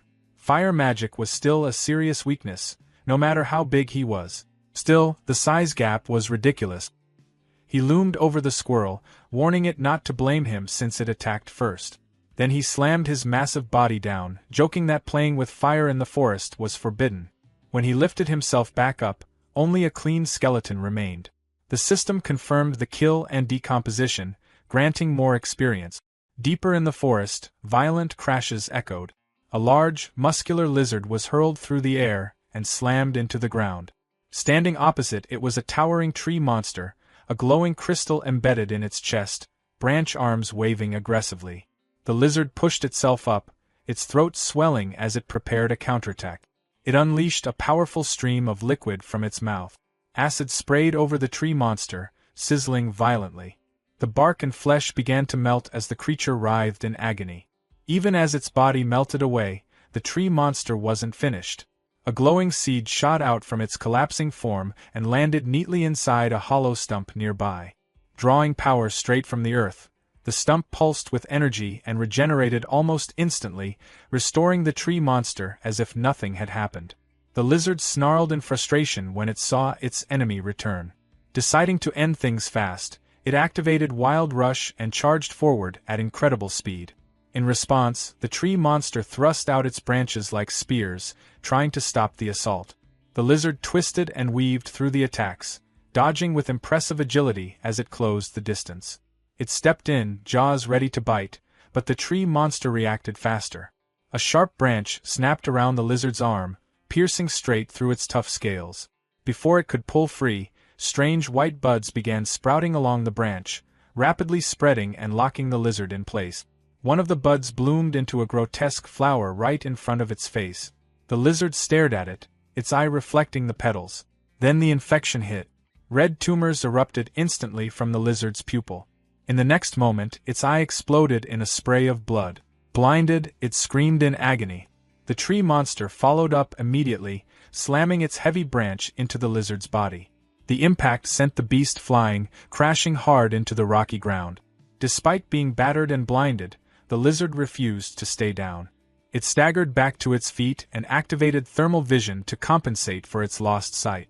Heat signatures flooded its perception. The tree monster's branches now appeared as glowing streaks. With a powerful leap, it launched itself high into the air. Tucking its body in, it spun rapidly, turning itself into a living drill. Activating Sharp Tail, it used the momentum to deliver a devastating downward strike. The attack tore straight through the tree monster, smashing it apart into splintered wood and green pulp. As the monster's core shattered, the lizard roared in victory, blood and saliva dripping from its jaws. But the win came at a cost. The parasitic flower continued blooming from its ruined eye socket, its roots burrowing deeper into its flesh. The giant slime mold came barreling down the hill without hesitation. It rolled straight over the wounded lizard, crushing it under sheer weight and absorbing it completely. A system alert briefly warned of a foreign object, but his antibodies neutralized it instantly, awarding him experience for the decomposition. He paused for a second, mildly confused by the warning, then shrugged it off. There was no time to think. He needed to eat as much as possible before his time ran out. As he continued flattening everything in his path, something started to feel off. He had rolled across what should have been hundreds of acres, yet the forest around him still looked impossibly dense, like he hadn't reduced it at all. Then the ground shook. Far in the distance, a massive pillar of dark energy erupted from a mountain, shooting straight into the night sky. Huge geometric magical patterns spread across the heavens as the energy pierced the clouds. The slime mold watched in stunned silence. Despite the overwhelming spectacle, there was no sound at all. It felt unreal, like a hallucination. Before he could make sense of it, his time limit hit 0. The system cleared his excess HP. His enormous body dissolved into smoke, shrinking instantly. In seconds, he was back to his original small, spiky form, resting on the grass. He checked his status, level 49. He'd gained the Weak Creature Lord achievement, and his HP had jumped to nearly 3,000. Then another notification popped up and ruined the mood. Nutritional overload was complete. The next requirement was 5 times higher, and he wouldn't gain any experience for the next hour. Lying in the crater his giant body had left behind, he muttered cynically, wondering if his fancy new title just meant he was king of kindergarten monsters. His body churned unpleasantly. Overeating had left him nauseous. Opening his inventory, he found it packed with junk. Rocks, wood, bones, all kinds of useless trash. Knowing he had to clear it out, his body convulsed as he vomited a massive pile of items onto the forest floor. When it was over, he lay there, deflated beside the debris. He felt lighter, but also bored. With XP locked, there wasn't much to do. Then another notification appeared. At level 60, he would be able to choose between a class change or evolution. His excitement exploded. This was the real path to power. He reasoned that mimicry was probably tied to class changes, while evolution sounded like a fundamental upgrade, something like an animal gaining human-level intelligence. His imagination ran wild. He pictured himself as a slime mold mage, mastering magic and ruling the world in this ridiculous form. He laughed to himself, until the sound of wings snapped him back to reality. Looking up, he spotted 3 fast-moving figures flying through the trees. His mood shifted instantly. Armed wasp mages. The same magic-using hornets he'd fought before, and there were 3 of them. Facing that many at once would be dangerous. Curious about their destination, he decided to follow. Leaping from tree to tree, he trailed them at a safe distance as they flew deeper into the forest. When he reached a clearing, he froze in shock. The forest floor was packed with countless hives, all connected by organic bridges, forming an enormous insect city. Hidden in the grass, he stared in awe. The scale was unbelievable. He wondered if this massive interconnected structure was what an evolved swarm looked like. The 3 wasp mages descended into the colony, joining thousands of others. Then the ground trembled. A massive clawed foot slammed down, crushing an entire hive instantly. A colossal bird stepped into view, a snake-tailed terror bird towering over the ruins. The bird ignored the wasps completely. It ripped open the hives and greedily devoured the larvae inside. Watching from cover, the slime mold broke out in a cold sweat. He recognized the species immediately. The red one had once scared him so badly he'd nearly given up on life, though this blue variant felt different. The colony fought back. Thousands of soldier wasps launched a coordinated dive bomb attack from every direction. But the bird's defenses were absurd. Stingers bounced off its thick feathers. Attacks aimed at the snake head on its tail failed too, unable to pierce the hardened scales. Physical attacks were useless. Switching tactics, the swarm blanketed the bird in insects, trying to suffocate or overheat it. The bird simply shook itself, sending thousands of wasps flying like dust. With brute force failing, the 3 wasp mages finally joined the battle. Hovering above the predator, they activated glowing magic circles and began summoning dozens of fireballs, all aimed directly at the towering terror bird. Explosions tore through the clearing, turning it into a furnace and blasting apart the hives. From his hiding place, Slimy could only stare, stunned by how strong the magic was. He expected the blue bird to be wiped out, but instead, it drank the fire like it was nothing. Its blue feathers burned into a bright, glowing red as it absorbed the spell. Fully charged now, the bird screeched and locked its gaze on the mages. The wasps hesitated, suddenly terrified. With one sharp snap of its snake-like tail, the bird ripped straight through the hives. The snake head scanned the area with heat vision, spotted survivors, and crushed a wasp in seconds. As the swarm collapsed, Slimy realized what had happened. The bird had baited the mages into powering it up. It wasn't just strong, it was clever. He decided to stay hidden and wait until it left so he could scavenge what was left behind. Then everything changed. One of the bird's wings suddenly froze solid. A group of human adventurers had arrived, drawn in by the noise. Nia Ross identified the creature as a snake heron, while Ray Carter warned everyone it was a Lord-level threat. Watching from the rocks, Slimy recognized the group from his past. The bird flexed as heat rolled off its body, melting the ice and breaking free with barely any effort. Ray Carter told Cool Fern to prepare a massive spell while he held the monster back.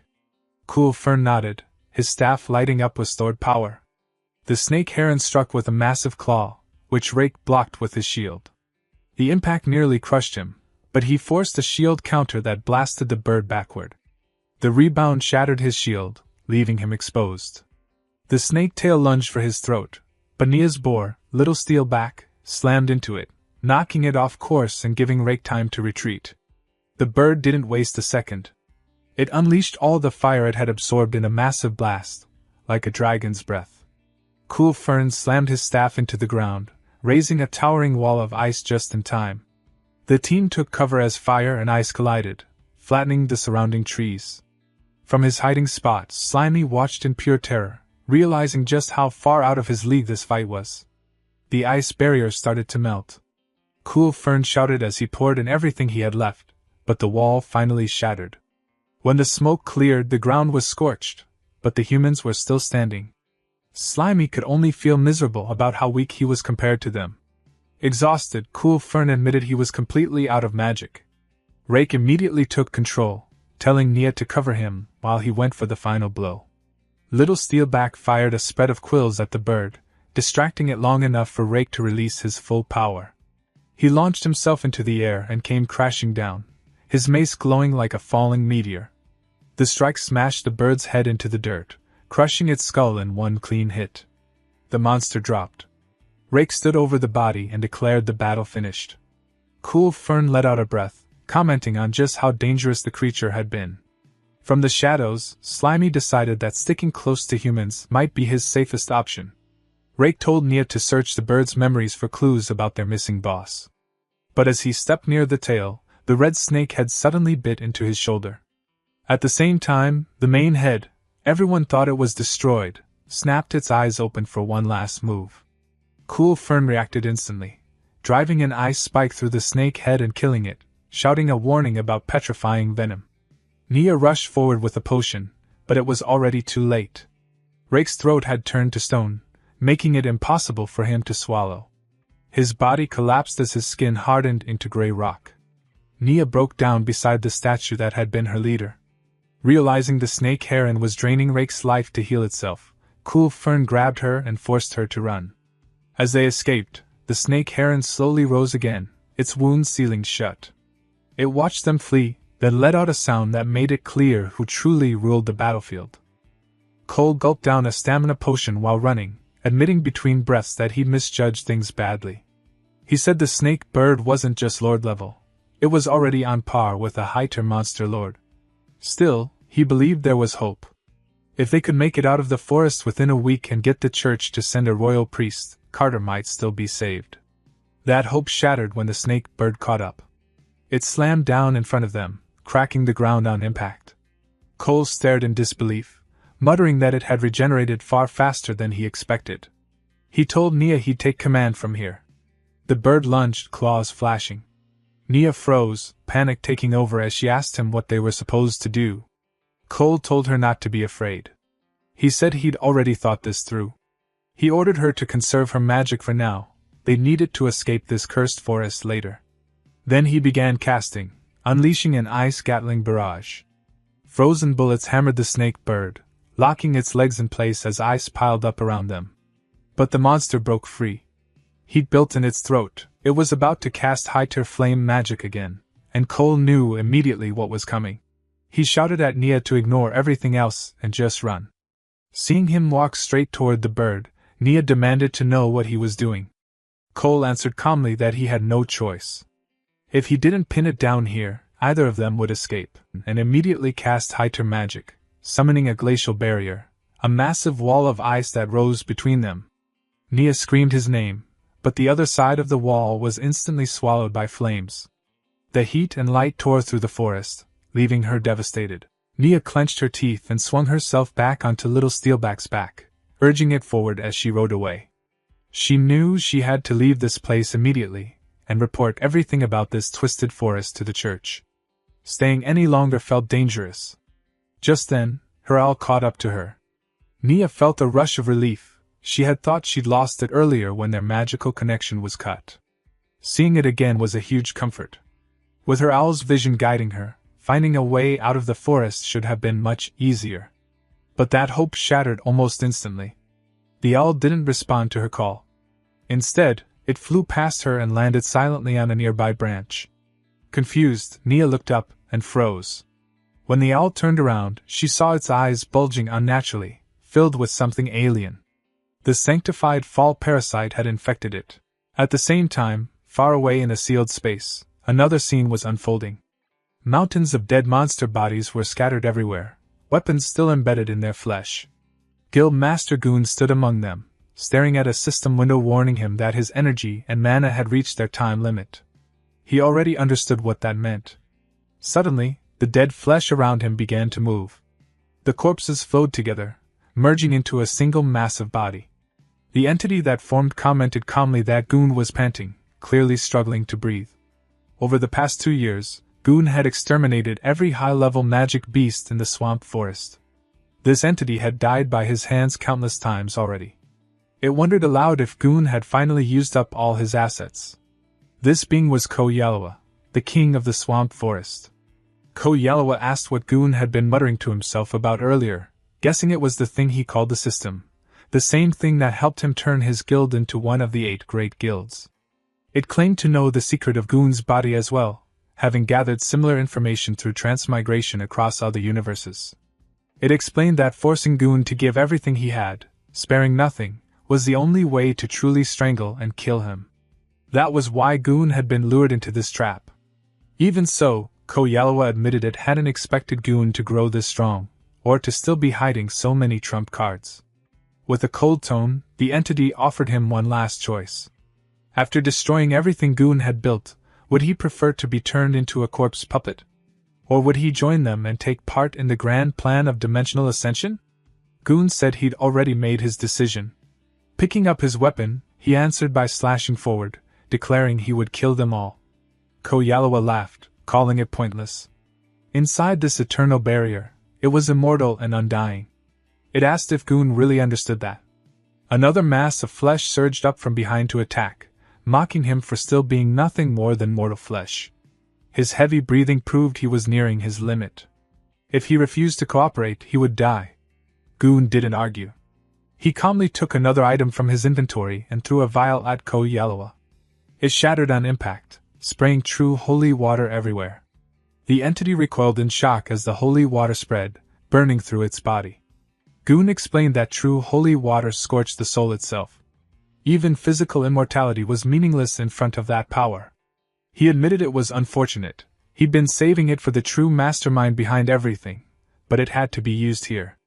Yahello cursed him, ranting that even angels had fallen and demanding to know where he'd obtained true holy water. Before an answer could come, Yahello was no more. The holy fire kept raging, swallowing the battlefield in blinding light. Goon stood inside the flames when a system warning suddenly flashed in front of him, alerting him to a massive energy spike. The message made his chest tighten. The target was regenerating. A surge of golden power exploded outward. Instead of the monster burning away, its flesh knitted itself back together, rising higher and more imposing as the chaos settled. Goon stared in disbelief. He knew true holy water didn't just burn the body, it scorched the soul itself. A soul that was completely erased shouldn't be able to come back, even in a sanctified environment. So how was the enemy still standing? As the smoke thinned, the monster revealed its new form. Yahello hovered above the ground in what the system identified as sanctified fall mode, a horrifying floating red sphere, studded with writhing tentacles and a single unblinking eye at its center. The creature laughed, its voice dripping with mockery, making it clear Goon's supposed trump card had failed. Goon demanded to know how it had adapted so quickly. Yahello sounded almost pleased as it explained that the answer lay with Goon himself. It reminded him of the Dragon Emperor's finger he had sliced off earlier. Back then, Yahello had wondered how a spear could cut through a Dragon Emperor's skin. The answer, it realized, was the true holy water coating Goon's weapon. When that finger had fallen into the forest and gone missing, it landed near weaker monsters. That triggered an invisibility-type attribute, allowing the fragment to be located and reclaimed. By absorbing the finger, Yahello learned the secret of the holy water. Since Goon had only used a thin layer on his blade, the monster was able to adapt to the holy energy lingering in the severed limb, and gain immunity. Declaring that Goon had exhausted all his options, Kidoyawa calmly ordered him to die. The ground responded instantly. It rumbled and split apart as enormous stone hands erupted from the earth, towering over Goon. One slammed down, aiming to crush him flat. Then another. And another. The attack turned into a brutal barrage as countless hands smashed the ground over and over again, burying him under sheer force. The assault ended with a spell, abyss magic, earth burial, leaving a massive crater beneath the floating monster. Buried deep under the earth, Goon felt crushing pressure from all sides. His spear reacted on its own. The tip glowed as a green magic circle appeared, activating 20 layers of elemental runestone effects. Earth attribute absorption kicked in, neutralizing the weight and magic pressing down on him. The moment the pressure vanished, Goon exploded out of the rubble, launching himself skyward with his weapon blazing. He charged straight at the floating red sphere, activating his spear art, the technique meant to pierce all things. Kidoyawa sneered, pointing out that Goon's equipment had limit. It asked how long he thought he could keep struggling before unleashing necrotic shriek. The air screamed as thousands of red energy beams poured down like a storm. Goon met the attack head-on, his blue aura colliding violently with the flood of necrotic magic. System warnings stacked rapidly in his vision. His weapon's durability was nearly depleted. His magic resistance had dropped below 20%. His body was exhausted. Blood dripped from his mouth, but Goon ignored every warning. He pushed himself further, preparing a high-tier martial art, the 1-inch punch, Spiral Force. The system urgently warned that using it in his condition would cause irreversible damage. Goon dismissed the risk. To him, the cost no longer mattered. He poured every last bit of energy into the spiral attack. The strain was too much for his gear. The spear's tip shattered mid-strike. Even so, the spiraling force surged forward on its own, slamming into Kidoyawa's center. Red and black energy collided in a massive explosion that shook the battlefield. Without the spear to anchor him, Goon lost momentum and crashed hard into the rocky ground. Blood splattered across the stone as he knelt there, clutching his arm. His body shook uncontrollably. The backlash had completely ruined his left arm. When the smoke cleared, Kidoyawa reformed without a scratch. It mocked him openly, asking why he kept choosing pain instead of simply dying. It guessed Goon was still desperately searching for a way out even now. Goon stayed silent, his head lowered. Regret weighed heavily on him. Saving his skills had been a fatal mistake. He realized too late that he should have used all the true holy water at the very beginning and ended the fight instantly. Then a massive shadow swallowed the battlefield. From the sky, the Dragon Emperor's finger descended like a meteor. As it fell, Kidoyawa declared that Goon never stood a chance. He wasn't fighting a single monster, but the power of the entire Holy Sea itself. The colossal fragment hurtled straight toward the injured knight. Even then, Goon refused to give up. With what little strength he had left, he opened his system inventory. As darkness closed in, he pulled out a tattered ancient scroll glowing with sickly green light. The scroll unfurled on its own, revealing pulsing red runes. It was a forbidden item, the Demon King's favor, and it radiated ominous power. Kettle Yellow froze as a demon contract materialized before his eyes. He pointed at Goon, his voice shaking as he accused him of hypocrisy, openly opposing their plans while secretly making a deal with a demon long ago. Enormous hands emerged from the darkness, belonging to the Demon King himself. Without hesitation or mercy, the skill Oblivion's grasp activated. Kettle Yellow was crushed instantly, his body collapsing into fine dust that scattered into the air like ash.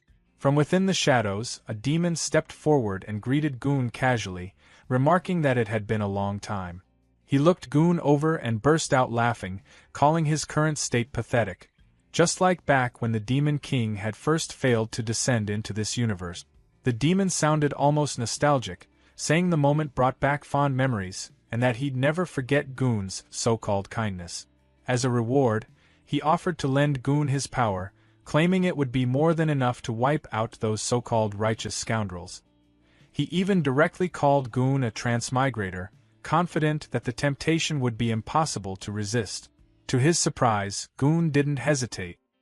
He calmly tore the demon contract into pieces and said they were even now. The Demon King frowned, clearly disappointed. He called Goon heartless, annoyed that he hadn't fallen for the trap. Before vanishing back into the void, he left Goon with one final warning, that he had already seen the face of his death. Once the demon disappeared, the swamp fell silent again. Goon opened his system interface and winced. His HP was nearly gone, and his mana was completely empty. The system warned him that the monolone skill was still draining HP to repay its debt and urged him to replenish immediately. He didn't have the strength to respond. Goon sank down onto the ground, exhausted. He wondered if the summoning of the Hope coordinate had worked and asked the system to establish a connection. The answer came back quickly: connection failed. At the same time, a yellow system message appeared from Slimy. Decomposition had failed because the target wasn't organic matter. Slimy stared at Carter's body, now fully turned to stone. He shrugged it off, hopped down from the statue, and picked up Carter's mace. Since Carter clearly didn't need it anymore, Slimy figured it was fair game. Getting no response, he took the silence as permission and happily bounced away with his new equipment. As he moved through the forest, Slimy thought that if he helped the humans when they were in trouble, maybe they'd let him tag along back to their towns. But then he ran straight into a massive ice wall, one Cole had created earlier. Slimy immediately recognized it as magic. A mage had made this, no doubt about it, which meant the group had to be close. He wondered if they'd already taken down the snake bird.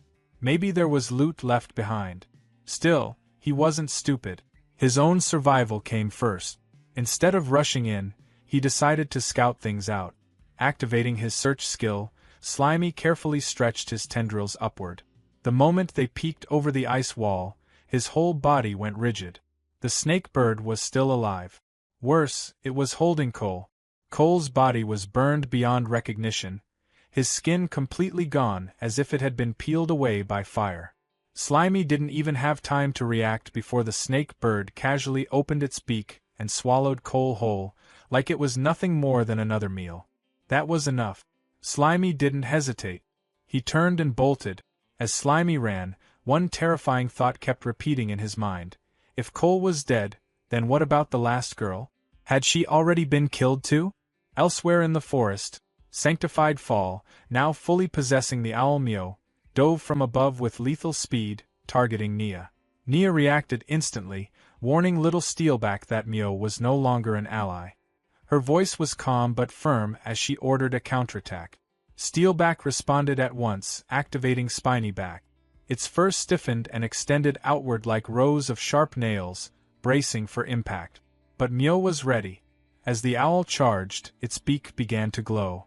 Iron Beak Gale activated, its neck stretching unnaturally as slicing force exploded outward in every direction. Trees were shredded in an instant. Trunks split apart, branches collapsed, and the forest itself seemed to be carved open. The sheer force drove Nia and Steelback backward as the attack tore through everything nearby, sending countless trees crashing to the ground. When the destruction finally settled, the forest lay in ruins. And yet, Nia was untouched. She sat calmly among the fallen trees. She sat on the ground amid the ruins, her body trembling. Panic crept into her voice as she cried out for help, her eyes darting across the devastation. She couldn't understand how Mio had ended up like this, how things had spiraled so badly. A harsh, strained grunting sound broke through the silence. Nia turned her head and spotted a spiky-haired boar pinned beneath a massive fallen log. It was Steelback. Forcing herself to stay calm, she called out to him, telling him not to be afraid. She explained that she would try to send her magic power into him and fix this somehow. The boar could only answer with weak, pained grunts. Above them, perched on a tree branch, Mio watched. 3 ghostly heads shaking, glowing faintly as its wings remained half spread. Without warning, the owl creature launched itself forward, wings fully spread as it attacked. Nia barely had time to react. She shrank back against the ground, raising her arms over her face, bracing herself for the impact she was sure was coming. At that exact moment, a skill activated. Mind control. The owl froze mid-motion. Its body stiffened, its expression twisting as its eyes flared with an unnatural glow. Suddenly, the world around Nia dissolved. She found herself floating in a dark, dreamlike space. Almost immediately, she understood where she was. This was Myo's mental world, just as the pet contract allowed. A faint sensation tugged at her awareness. She turned and noticed a distant light ahead. As she focused on it, the shape sharpened. A radiant, angel-like figure hovered in the distance, shining brilliantly, with the owl creature lingering nearby. When Nia finally faced the figure directly, its overwhelming glow flooded her vision, leaving her unable to look away.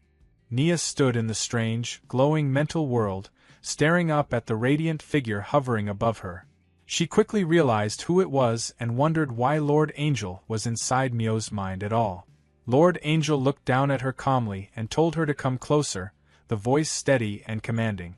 Then, without warning, the left side of that serene face twisted, shifting into something red and monstrous. The gentle presence vanished in an instant. Back in her physical body, Nia screamed, panic taking over as she begged desperately for someone, anyone, to save her. Nearby, Steelback trembled under the log, letting out a weak, pained sound as if sensing her terror. At the same moment, the owl creature, its eyes glowing wildly, lunged straight toward Nia.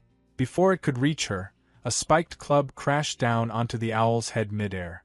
The impact was brutal, sending the creature flying backward and clearing it from the fight in an instant. Nia remained collapsed on the ground, eyes squeezed shut, completely unaware of what had just saved her.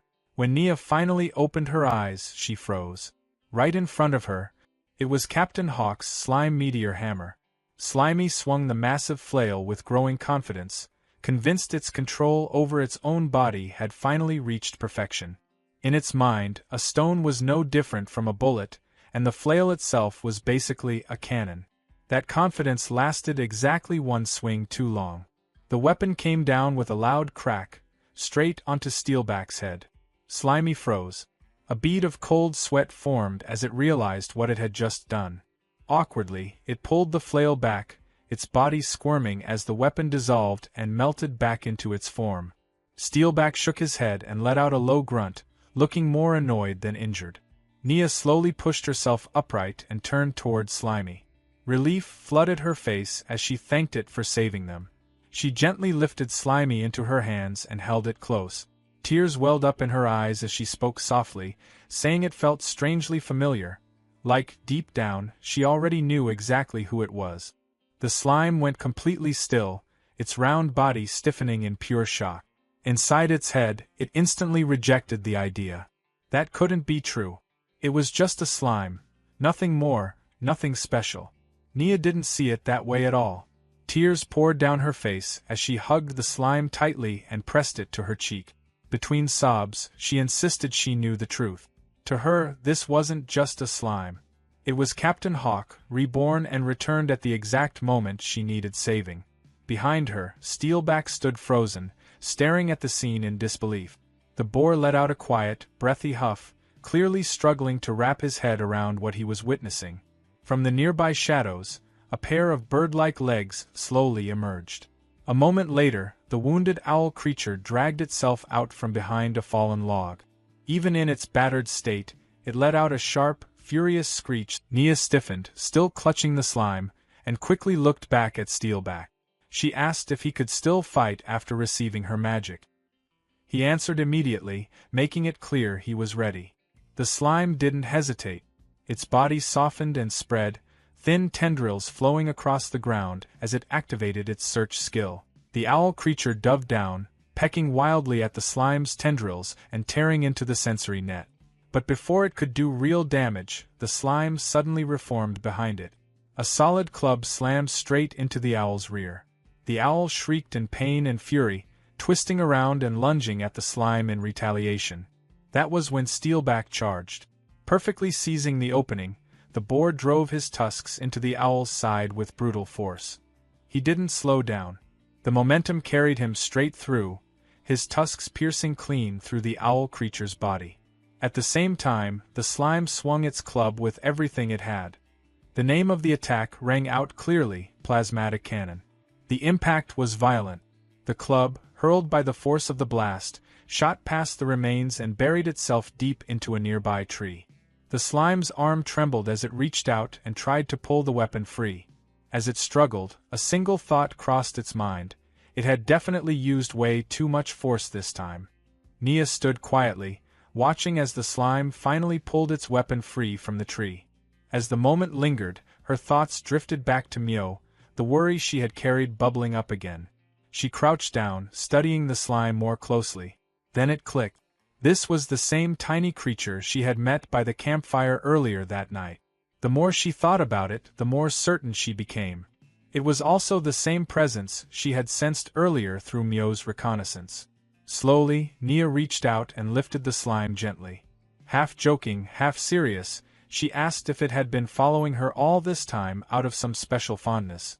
Cradled in her hands, the slime stiffened in surprise. A single thought flashed through its mind. Could this finally be it? A golden magic circle appeared on the ground beneath them, glowing softly, the words, "Pet Pact," shimmering within it.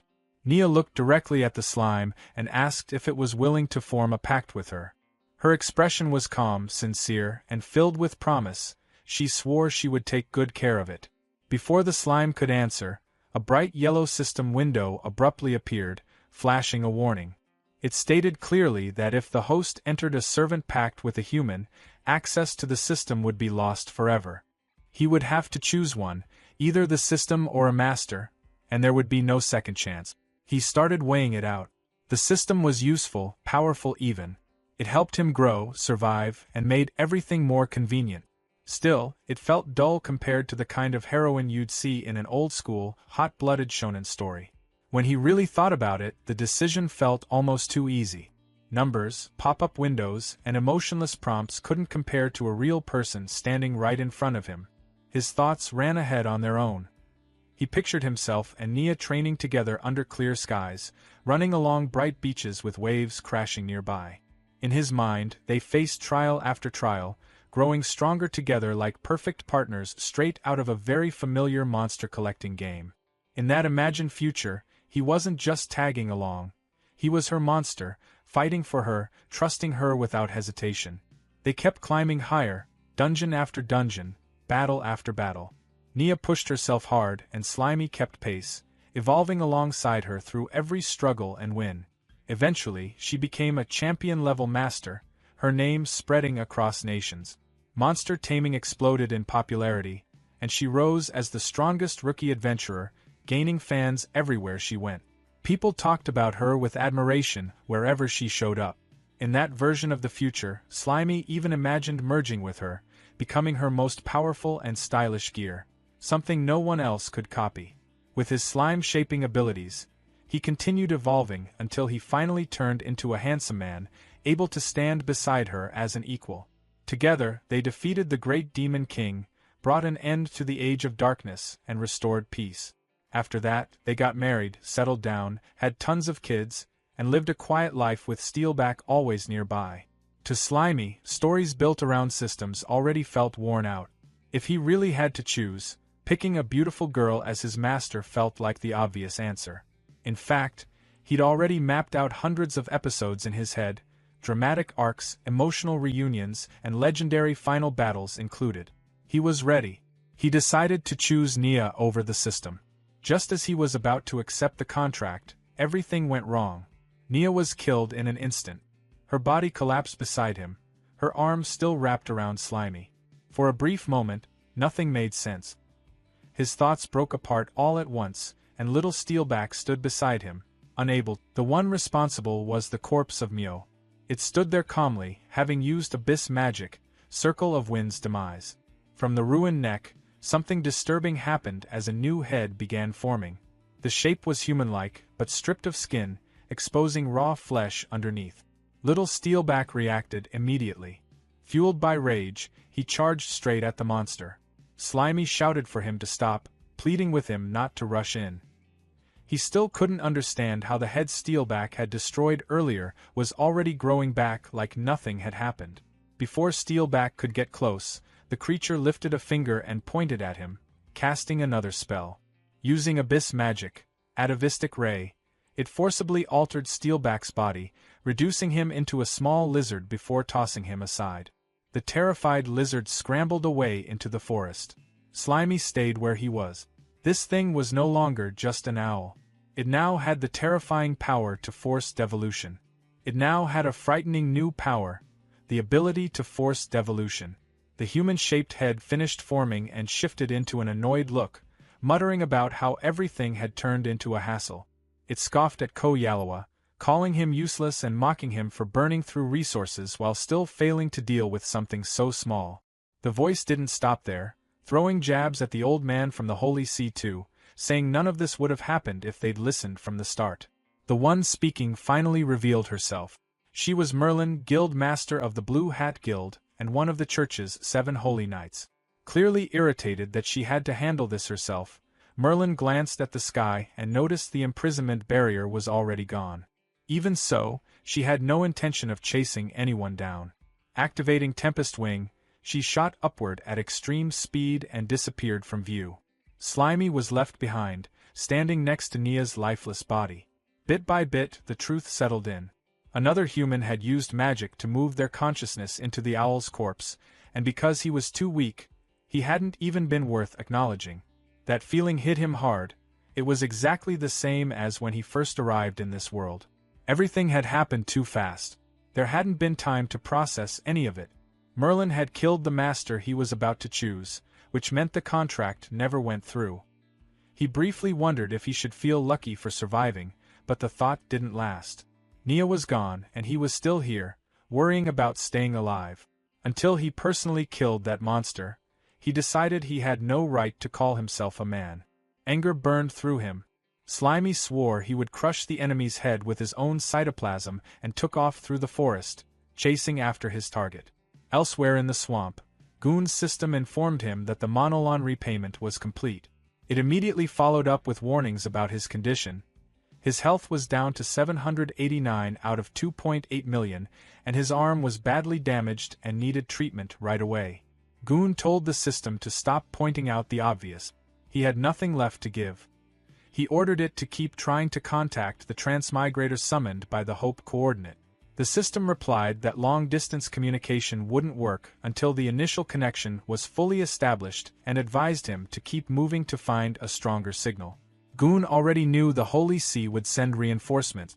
If they showed up, escape wouldn't be an option. He needed to find the new transmigrator and get out of the swamp immediately. As he moved through the forest, he suddenly stepped on something slimy and yellow. At the same time, Slimy's search skill finally locked onto a target.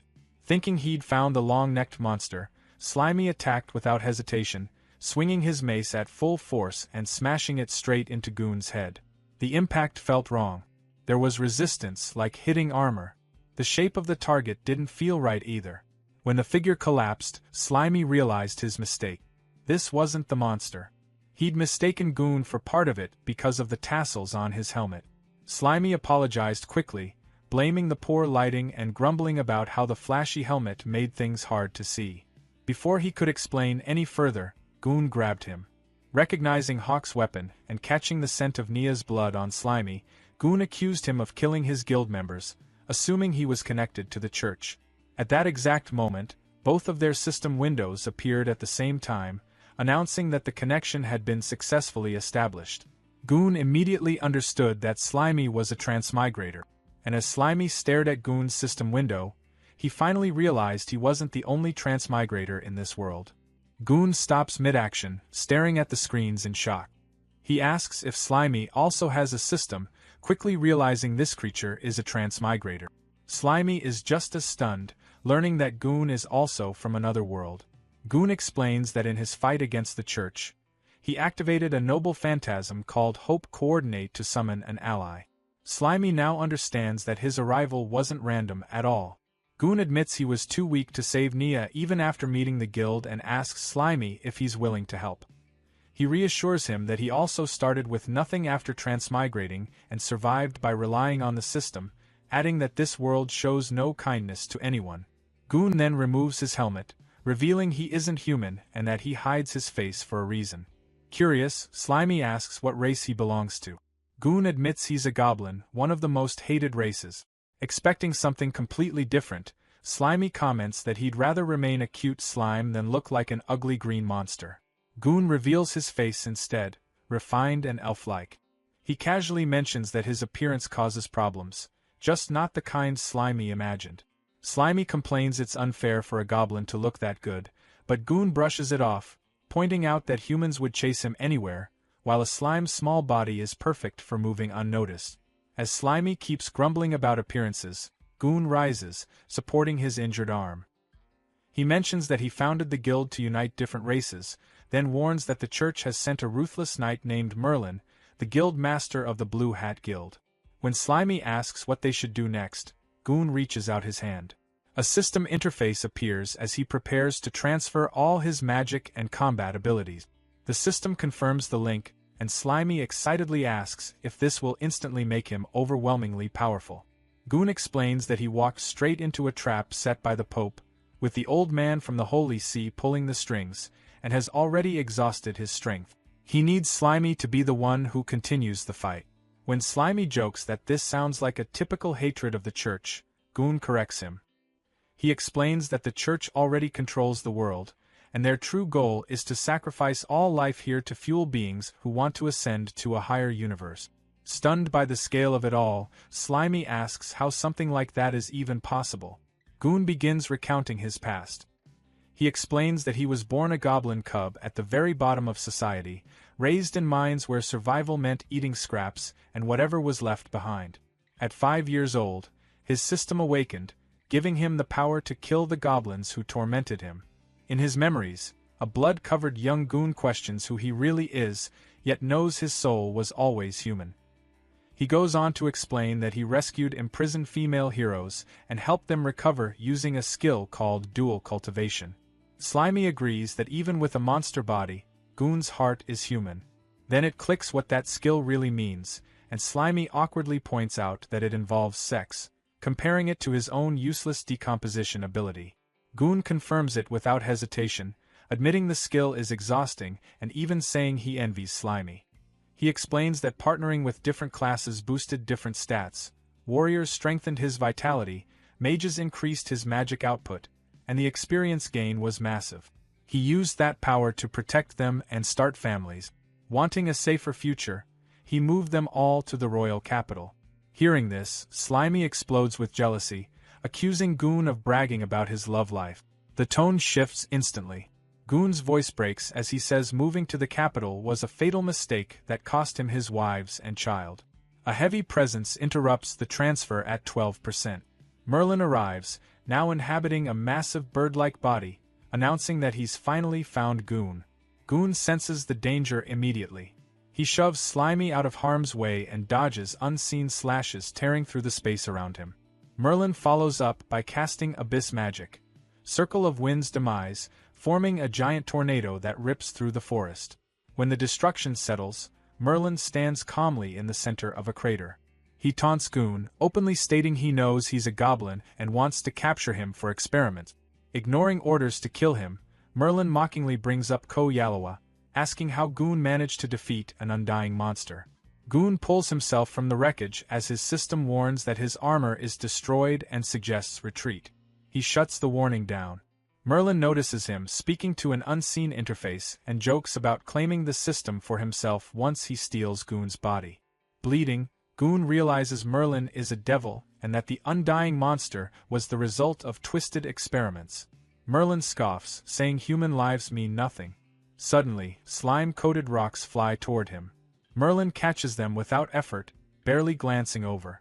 Slimy trembles in the distance as Merlin looks at him with mild pity and uses a gaze that locks Slimy in place, making him feel examined inside and out. Merlin then notices something off. Realizing he was fooled by a decoy, he spots Goon retreating in size, wondering where he thinks he can escape. That's when Goon drops from above, launching a counterattack with physical arts, Weak Point Break. Merlin responds instantly, casting Geometric Inferno and trapping Goon inside a massive cube of fire. Watching the flames, Slimy cries, convinced this is the end for his ally. Merlin smiles, acknowledging the risk but confident the outcome won't change. Then Goon punches straight through the fire. His technique works even against magic, shattering the spell. Merlin stares as Goon's hand bursts through the flames and grabs him. Goon locks his grip on the mage and declares that he finally has him. Surrounded by fire, Goon states that even if this kills him, he will make sure Merlin goes down with him. The system screen flashed showing that only 1 point of health remained out of an absurdly high total. A notice explained that the desperate struggle state had kicked in for 1 minute, locking HP at 1 no matter what damage came in. Nearby, Goon spoke under his breath, activating a skill called the Final Accord. Merlin reacted instantly. His face twisted unnaturally, sharp teeth showing as a voice burst out of him, shouting at Goon to stop and demanding whether he even understood the cost of using that skill. Another system window appeared, this time with urgent warnings.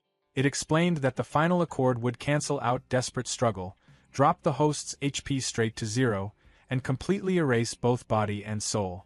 The system urged careful consideration. Goon didn't hesitate. Holding Merlin down at the center of the ground, he triggered the spell anyway. A huge green and yellow magic circle flared to life beneath them, flooding the area with violent energy. He simply said that it didn't matter. Merlin screamed as power was ripped out of him, white light tearing away from his eyes and mouth while the sound of extraction echoed again and again. Amid the chaos, Goon looked calm. Surrounded by swirling energy, he sent a final system message to Slimy. He apologized, explaining that this was the only way left to get rid of Merlin. He told Slimy that saving the world was now their responsibility and warned them never to put trust in the church. Slimy stared up, eyes wet, overwhelmed. They begged Goon not to do this and asked how someone like them, a simple slime, was supposed to save the world when even someone as strong as Goon couldn't. Goon's body started breaking apart into glowing particles. His voice reached Slimy one last time, telling them to believe in themselves and revealing that his role had always been to serve as the one who summoned Slimy into this world. The magic circle exploded in a blinding flash. When the light faded, the circle was gone, replaced by frozen runes etched into stone. From beneath a cracked layer of ice, Slimy could be seen on the surface. The surroundings had changed completely. The land was now a barren stretch of broken rock, with steam drifting up from the ground. Slimy looked down, crying softly, and said Goon's name. High above, Merlin was still in the sky. From below, Slimy watched as Merlin shouted curses toward Goon, raging that the entire mission had ended in failure. In a pitch-black void, rows of identical, faceless female candles stood in silence. Only one on the far left still burned with a bright flame, while all the others had gone dark. Up in the sky, Merlin hovered in a ruined state. Her body looked worn down and unstable as she spoke about the situation. She said that 5 life candles, which were meant to link her to the chaotic universe, had already gone out. She added bitterly that the only vessel left for her descent had been the remains of a weak, fallen holy monster. Before she could go on, a massive jet of yellow slime shot upward and smacked straight into her face. Slimy pulled back, spitting and staring her down. A system notice popped up showing HP -50. Slimy told her to stop talking nonsense, saying he was going to carry on Goon's will and settle an old score tied to a girl from earlier. As part of Slimy's body sank into the ground, he made a quick decision. He left a clone behind as insurance, planning to shift his awareness to it if things turned bad. In the next moment, Slimy launched himself onto Merlin's face, spreading over one of her eyes. Merlin reacted in confusion, questioning whether this slime was some leftover contract monster Goon had prepared. Anger quickly took over her expression. She declared that Slimy would replace Goon and receive all of her fury instead. Colored rings of light swept through Slimy as an attack activated. The system identified it as abyssal magic, devolution ray. When nothing happened, a large question mark appeared above Slimy. Merlin stared at the result and demanded to know why there was no effect. Internally, she considered that her heavily damaged soul might have weakened her magic far more than expected. Energy whipped violently around her as she shouted that this couldn't be forgiven. She claimed that as the kingdom's strongest magician, there was no way she should struggle against a single low-level monster. In her outburst, a small chunk of Slimy was thrown aside. Slimy spread countless slimy tendrils outward, quietly searching for the right skill. He judged that Goon had already left Merlin barely holding on, and more importantly, she had no idea about his hidden option. Slimy decided to take advantage of that gap and strike without warning. Out of nowhere, a snake-like bird slammed into Merlin, sending her flying backward. She crashed hard against an unseen surface, her body bursting apart on impact as blood scattered through the air. Merlin's damaged body, followed by her battered and bleeding face. She spat out curses, muttering about what kind of thing she was dealing with now. She swore that if she ever made it back to the church and had time to recover, she would turn the entire swamp forest into nothing but ruins. Nearby, the snake bird began to glow with a strong light. The snake bird leaned forward, gathering power as the system announced Pseudo-Dragon's Breath. The snake bird followed up by sweeping a broad stream of fire across the stone ground. From a distance, Slimy watched with its tendrils spread wide. The snake bird tilted its head, staring down at the pool of lava it had just formed. Merlin's cries echoed from within the molten heat. Then, without hesitation, the snake bird began absorbing the lava, drawing it back into its body. Slimy stared on, unable to look away. Along the snake bird's furry side, its body started swelling and pulsing, as if something inside was forcing its way out. A pink, serpent-like head pushed through the snake bird's back, a forked tongue flicking into the air. A bright white glow wrapped around the snake bird, outlining its form as the change completed. Slimy watched as the shadow of the transformed snake bird stretched larger and heavier, realizing mid-thought that it was evolving. The full result came into view, a two-headed snake bird chimera. The original head looked longer and sharper now, while a pink serpent head with a long neck rose from its back, paired with an extended tail. With a powerful beat of its wings, the newly evolved snake bird lifted off, flying high into the sky and leaving the lava field and Slimy behind. Slimy looked up, completely at a loss, struggling to form words as the snake bird disappeared above. System screens kept popping up one after another, and Slimy was basically catching L's non-stop. Skill transfer stalled at 37% before the connection just dipped. Super magic? Didn't stick. Elemental resistance? Nope. Divine arts, unions, dimensional boosts, each one bounced back with the same excuse. No magic power or the body just wasn't built for it. The only W in the whole mess was martial arts talent sliding through successfully. And after that, Slimy ended up sprawled on the ground. From the outside, Slimy looked like a mess, but inside, the vibe was worse.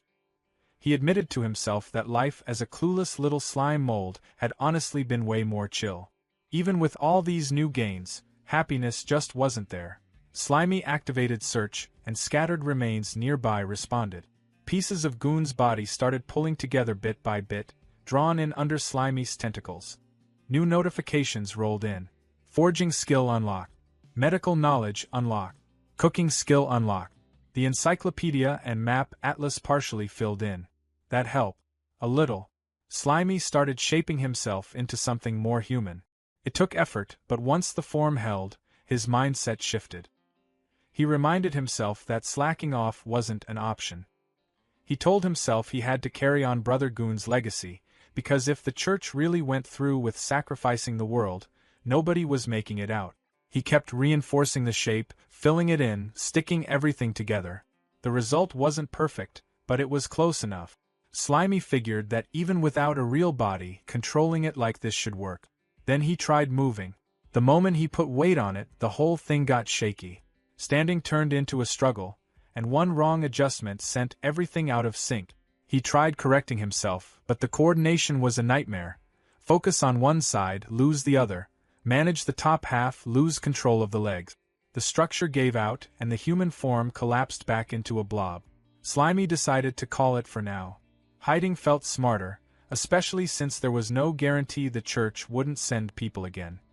He stored what he could into his slime mold space. Among the items was a piece of armor. The appraisal system explained it was forged from Lockforce stone, built to soak up most physical damage, and reinforced by Goon himself. Later, Slimy slid through the forest as a blob, processing everything that had gone down in a single night. His headspace felt overloaded, so he pulled up the encyclopedia and map atlas to sort things out. The map filled in polar ice fields, the royal capital, deep valleys, mountains, barren mines. Seeing it all laid out made one thing clear. This world was huge. More system info followed.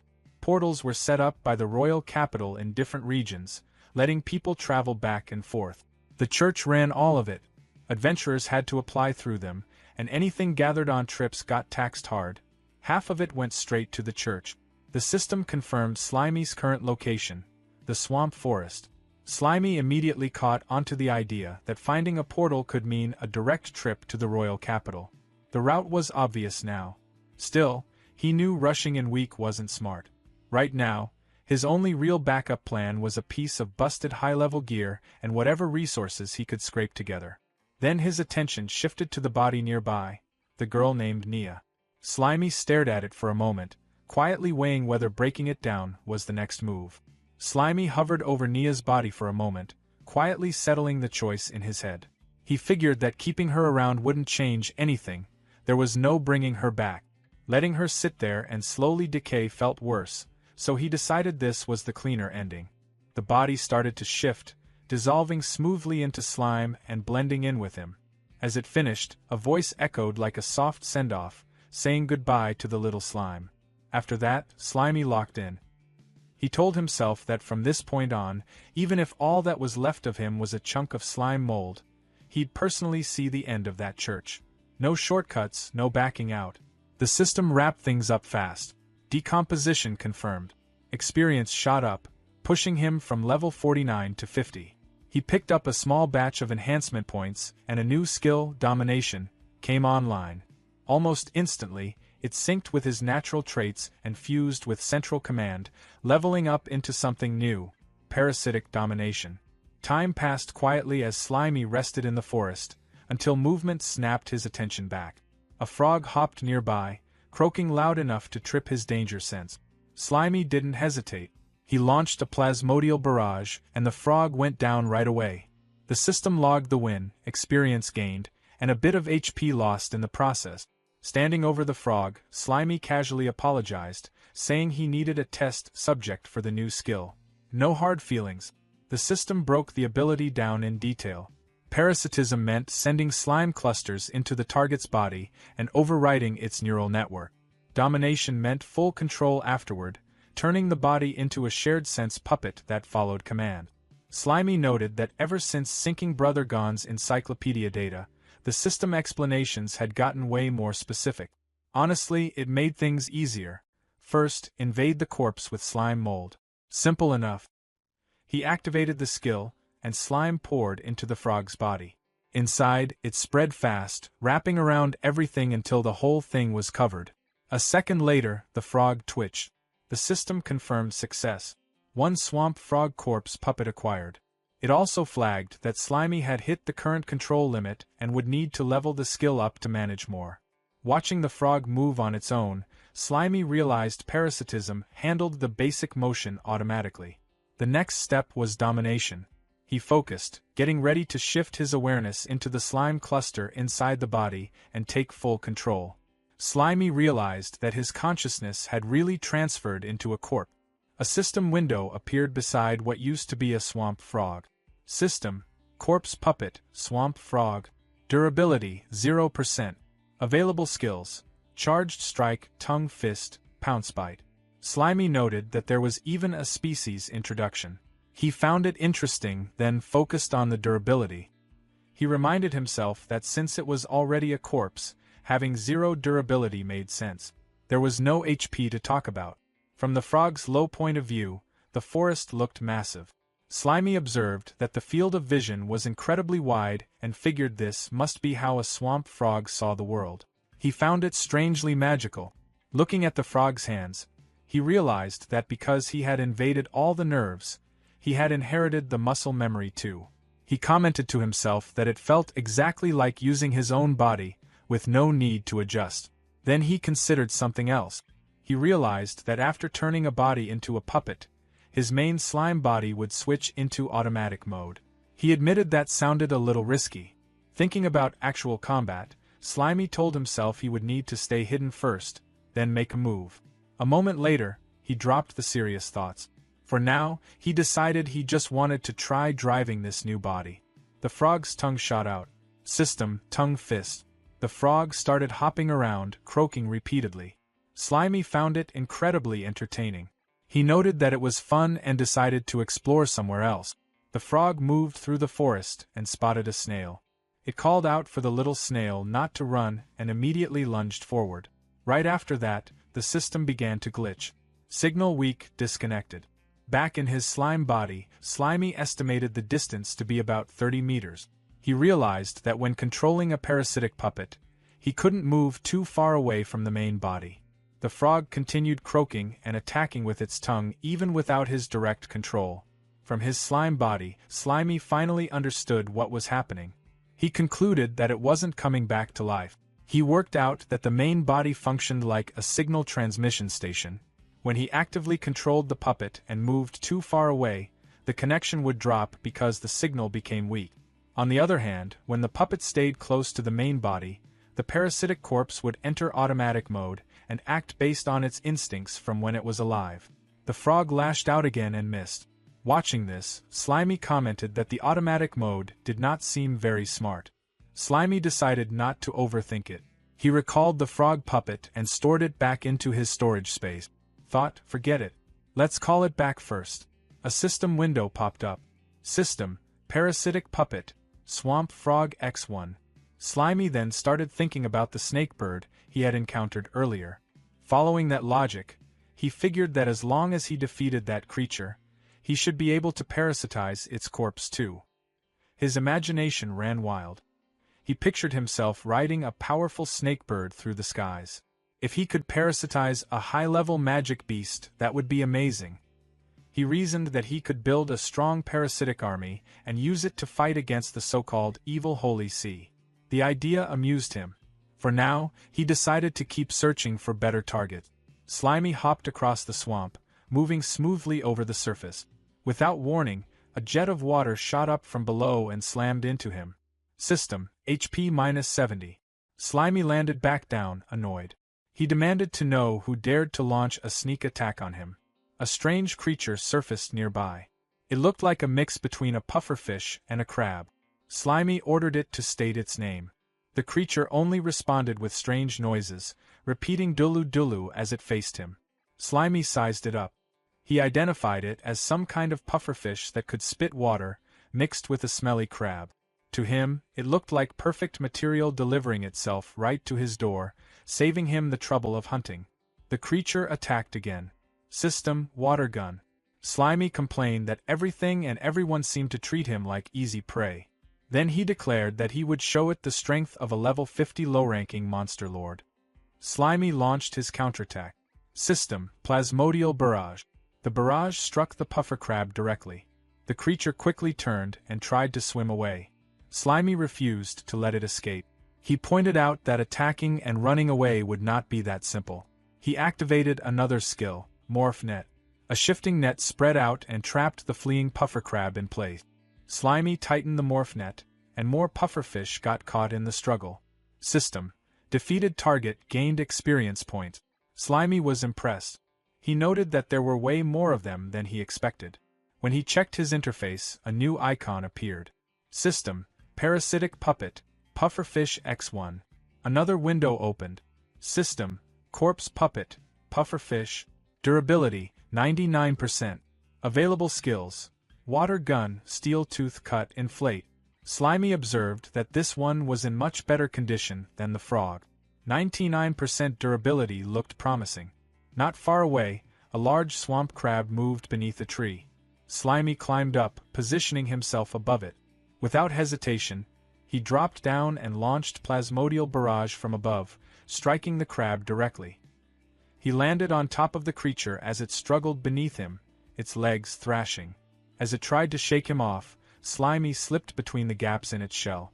He commented that if it wanted to throw him off, it should first deal with him drilling through the openings in its carapace. He squeezed inside. System. Defeated target gained experience points. Once the crab's resistance stopped, Slimy activated his skill. System. Dominion. The takeover completed smoothly. A new icon appeared. System. Parasitic puppet. Swamp crab X1. Another status window opened. Corpse puppet. Swamp crab. Durability, 99%. Available skills. water gun, mud foam, clamp, clamp, clamp, clamp. Slimy reviewed the crab's skills with interest. Between the frog, the pufferfish, and now the swamp crab, his parasitic lineup was steadily expanding. Slimy looked over his combat squad and decided the lineup was finally perfect. Everything felt balanced now. There was Shieju, the heavily armored crab who handled the front line as the team's tank. Xiaotuan, the sharp-eyed pufferfish, stayed back with a bow and arrows, acting as the marksman. Master B, a multi-armed humanoid bee, covered magic attacks as the mage. And Waji, the hooded frog, kept to the shadows as their assassin. Slimy introduced himself as the commander-in-chief and the strongest support, making it clear he was the one holding everything together. The squad loaded into a pixel-style battle interface, facing the level boss, the feathered serpent dragon. The fight kicked off fast. The dragon rushed forward and aimed a trample attack straight at Master B. Slimy immediately called out for Shieju to activate Carapace defense. He told him to block it. A massive clawed foot dropped from above, but Shieju jumped in front and raised a glowing shield just in time to take the hit. The stomp came down hard. Cracks spread across Shieju's shell. A system alert popped up, reporting that Carapace defense had been used up and his HP was now dropping. Slimy told Shieju not to worry because he had him covered. Then he activated cytoplasmic injection. A stream of glowing fluid sprayed onto the cracked shell. Green healing symbols flashed, and the broken carapace repaired itself almost instantly. Spotting a chance to push back, Slimy pointed at the dragon and told the mage and marksman to go all out. Master B and Xiaotuan responded together. Magic blasts and arrows poured down in a steady wave. Damage numbers: 187, 199, 167, 231, 127, 233, kept popping up as the feathered serpent dragon took hit after hit. Even so, Slimy observed that the dragon's hide was incredibly tough. He noted that the pinning attacks from Master B and Xiaotuan would only slow it down for so long. So he called Waji in to finish the setup. Waji moved fast and used assassination art, landing a precise slash across the dragon's face. Another system alert confirmed that the feathered serpent dragon had taken massive damage and entered a weakened state. Its HP bar dropped to nearly nothing. The squad gathered around Slimy, buzzing and cheering after the successful combo. But Slimy told them this wasn't the time to hype him up. He reminded them they still had a boss to finish and urged everyone to wrap it up quickly. Slimy let out one last roar and told his squad to end it right now. He ordered everyone to throw everything they had at the boss. The feathered serpent dragon cried out as the team's combined final strike hit all at once. The impact triggered a huge explosion. Smoke and debris shot into the air. When everything cleared, the dragon was sprawled on the ground, eyes rolled back, tongue hanging out. A system message appeared, confirming the feathered serpent dragon had been fully defeated. Its HP bar was completely empty. A bright victory screen took over the interface. The squad gathered in a tight huddle, claws and hands stacked together in celebration. Slimy laughed, clearly pleased with how the fight went. He told them that playtime was over and their real training started now. Without wasting a second, he hopped toward the glowing cave exit. Shieju, Waji, Master B, and Xiaotuan followed close behind as they stepped out into the open world. The scene shifted to a bright forest filled with sunlight.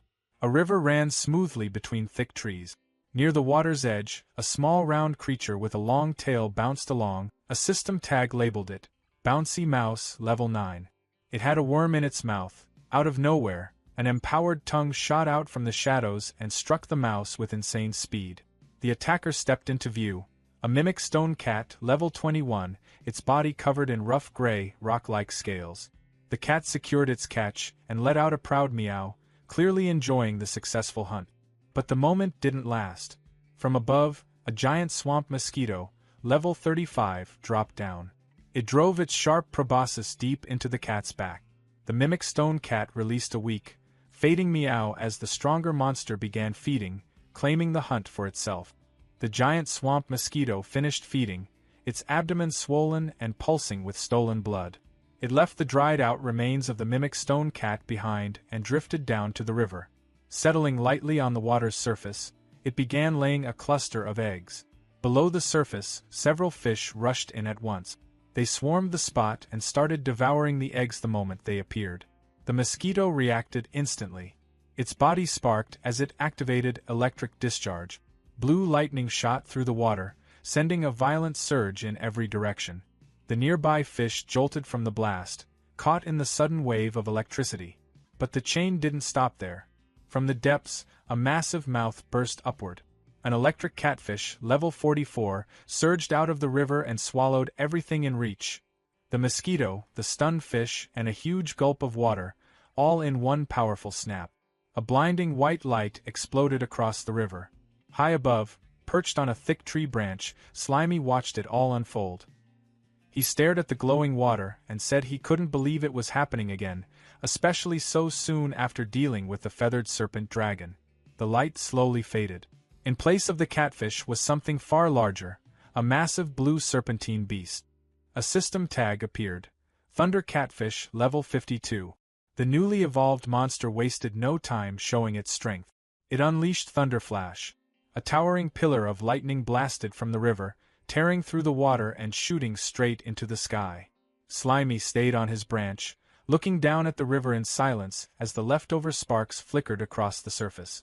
The forest grew calm again, but the air still carried the faint glow of electricity.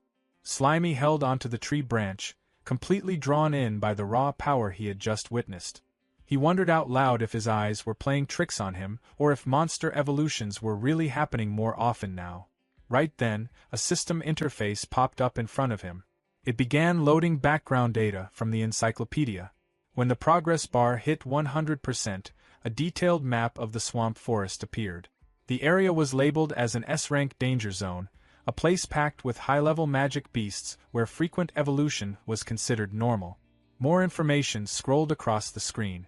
The database showed a past battle record, Gone versus the Swamp Forest Monster Allied Army. It explained that the regional king, Kidoyeloa, had gathered every intermediate and high-level magic beast in the forest to surround Gone. The outcome had been devastating. The entire Allied army was wiped out. In the aftermath, a massive scorched crater remained, and the ecosystem had been left in ruins. The report then shifted to the present. The region was now in a recovery phase.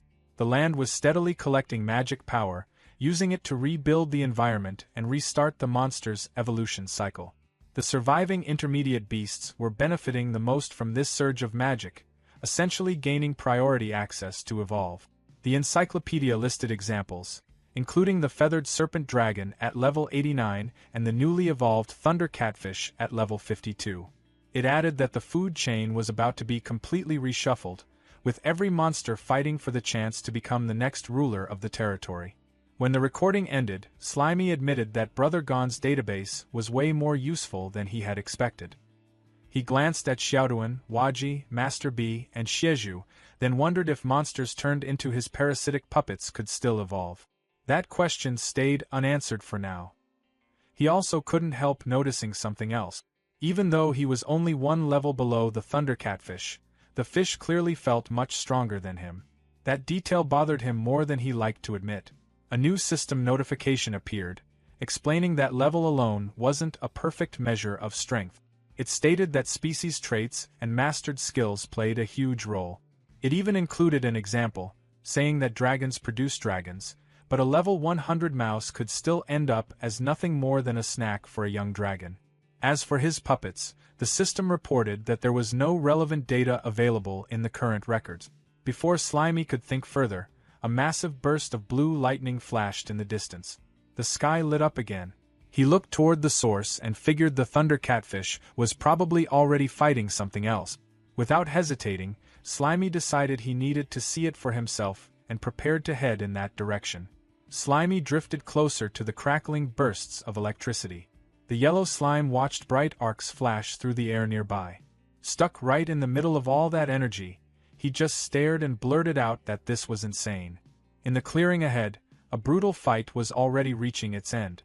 A blue electrical catfish had wrapped its long body around a massive beast. A system tag popped up, labeling the target as a level 60 swamp crocodile. The crocodile let out a painful roar as waves of blue lightning ran through its body. Its eyes widened while the current surged again and again.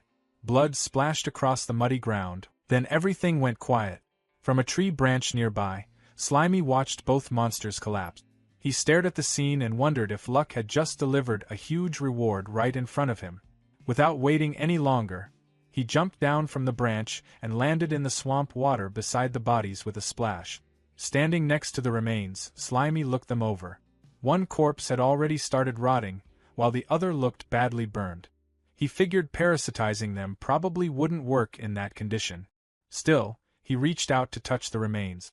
The moment his body made contact, leftover electricity surged through him. A sharp zap ran across his slime body, and damage numbers of -10 started appearing again and again.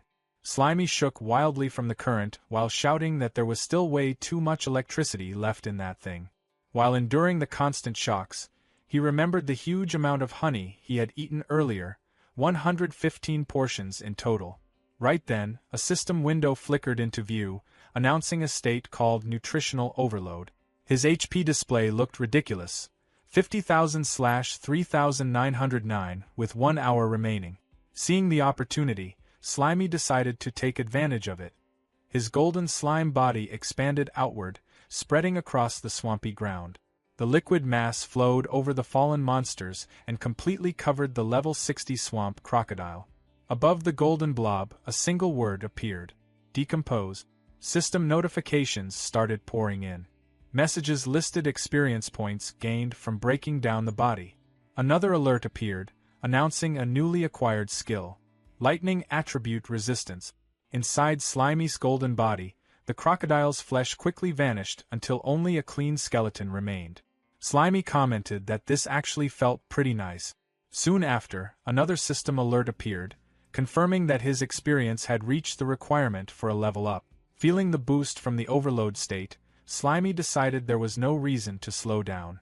With so much time left, he planned to eat as much as possible. The massive golden blob surged forward into the swamp forest. Slimy moved across the land like a rolling wave, knocking down trees and pushing through the thick swamp. His body kept growing larger and larger, spreading across the terrain while swallowing every creature and plant in his path. He mentioned how fun this rampage felt as his experience points shot higher and higher. System notifications kept scrolling non-stop, each one reporting more experience gained through decomposition while Slimy continued devouring everything around him. Slimy looked out across the swampy landscape. As he scanned the area, his single eye grew wide after spotting something interesting. On the far side of the water, a huge mangrove forest stretched across the distance. The trees there looked far thicker and greener than the area he had been roaming. He started wondering if stronger monsters might live in a place like that. After staring at the distant forest for a moment, he decided he might as well go check it out. With a heavy splash, Slimy jumped straight into the water. The moment he sank beneath the surface, a swarm of red-scaled fish rushed toward him from every direction. The creatures immediately started biting into his golden slime body. Slimy looked irritated as damage numbers started popping up one after another. -40, -37. System alerts quickly followed, warning that he was under a massive attack and that his total HP loss had already passed 1,000. Slimy complained that these tiny fish actually had the nerve to attack him. He decided he might as well eat them to recover some HP. His slime body stretched outward and began absorbing the piranhas. Numbers for recovery appeared right away. +80, +60, +40. More system messages popped up, confirming that monsters had been killed and that he gained experience points through decomposition. But after a short moment, Slimy noticed something annoying. Eating one fish gave him around 80 HP, but the rest of the swarm was chewing away much more than that. The attacks from the others were draining close to 100 HP at the same time. He quickly concluded that this trade was terrible. Meanwhile, the swarm only kept growing. A massive school of piranhas surrounded him, turning the water into a dark moving cloud. System warnings intensified, stating that he was being attacked by a large number of monsters. His total HP loss kept rising. Still underwater, Slimy commented that there were way too many of them. Moving around in the water felt slow, which made it hard for him to react properly. Even though the fish were all below level 20, They were still chewing away far more HP than he could recover. Right then, another system interface appeared to explain the situation. It stated that level was mainly a vertical reference for strength and couldn't always show the real gap between different species. The system also explained that monsters acting as a group could become far more dangerous. Finally, it added that the Devourer's benefit, which made his body gigantic, also made him an easy target in situations like this. Slimy complained that this was not the right time for system explanations. At this rate, he figured he might actually get wiped out. As the piranhas closed in again, Slimy quickly activated one of his skills, Plasmodial Barrage. A huge chunk of his golden slime mass shot upward with explosive force. The move cost him a massive 20,000 HP, but the recoil launched his body out of the water like a cannon blast. Moments later, Slimy crashed onto the grassy shore of the mangrove forest. He stayed there for a while, letting his body recover after that chaotic escape. Slimy sat on the grassy bank and looked back toward the water.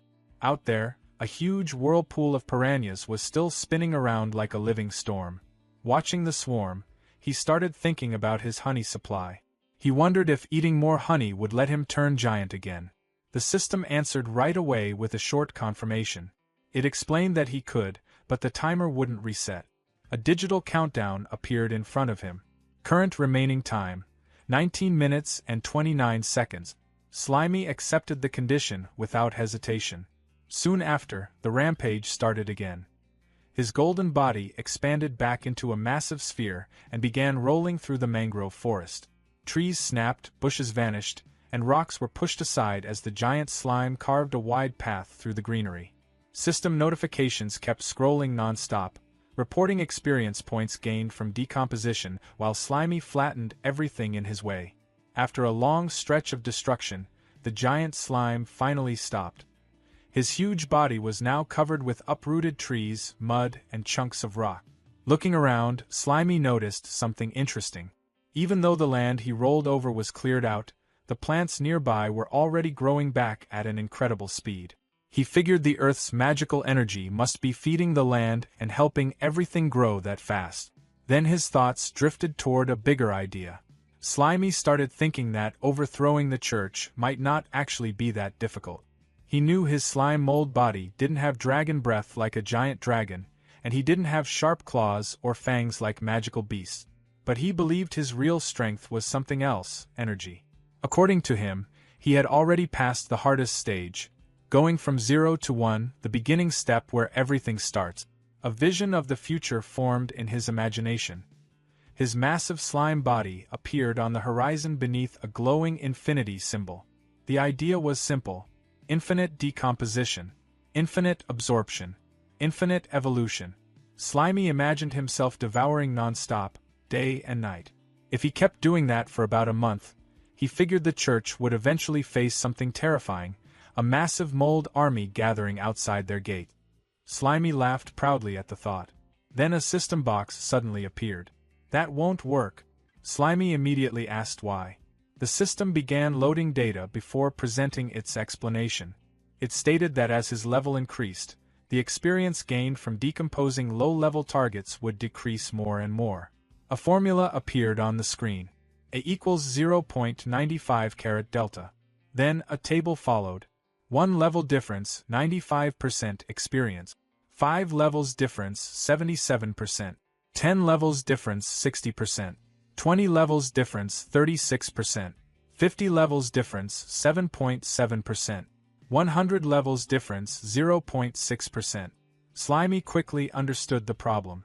That explained why his level hadn't increased at all even after rolling through the forest and decomposing so much stuff. Annoyed, he asked the system if it could just display exact experience values instead of complicated explanations. The system refused. It explained that calculating concrete values required a large amount of computing power and could only be handled through background simulation. Right after that, another alert appeared.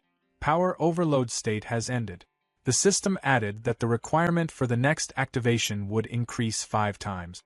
At the same time, Slimy's massive golden body began shrinking quickly. The giant sphere collapsed inward until it returned to a small yellow blob. Around him were scattered skeletons and bones left from the earlier rampage. A notification appeared. Nutritional excess. Time up. Now back to his normal size, Slimy sat on the ground beside a skeletal hand. He commented that the system definitely seems smarter after the update. Still, he added that the whole AI customer service vibe was seriously irritating. The system calmly repeated its explanation about concrete values requiring too much energy while Slimy stared at the message with clear annoyance. Slimy sat on top of a skeletal hand and told the system to step down already. The system interface responded right away with a casual alrighty. Then the window faded away. Almost immediately, Slimy's body started swelling and shaking. His golden slime form puffed out as if something inside was pushing hard to get out. Through the strain, he muttered that he was full again. A moment later, everything burst out at once. A huge stream of waste shot out of his body. Bones, mushrooms, rocks, and all kinds of leftover debris from his earlier rampage flew everywhere. The pile kept growing as the mess scattered across the ground.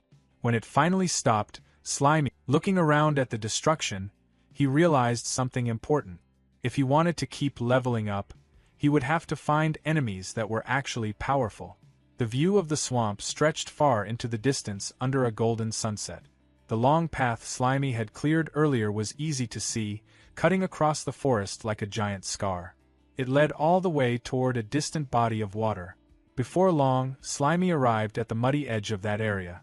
The water had pulled back, leaving behind a thick bank of wet soil. He noticed that the tide had finally gone out, which revealed a new path forward. Slimy started sliding through the thick brown sludge toward the dense mangrove trees ahead. While moving forward, he wondered what kind of jungle monsters might be hiding deeper inside. The journey quickly turned messy. Mud stuck all over his body as he moved through the swampy ground.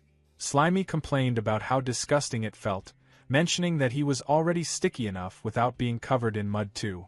Slimy stood in the middle of a wide mudflat, looking around at all the holes scattered across the ground. There were way too many to count, and he couldn't help getting curious.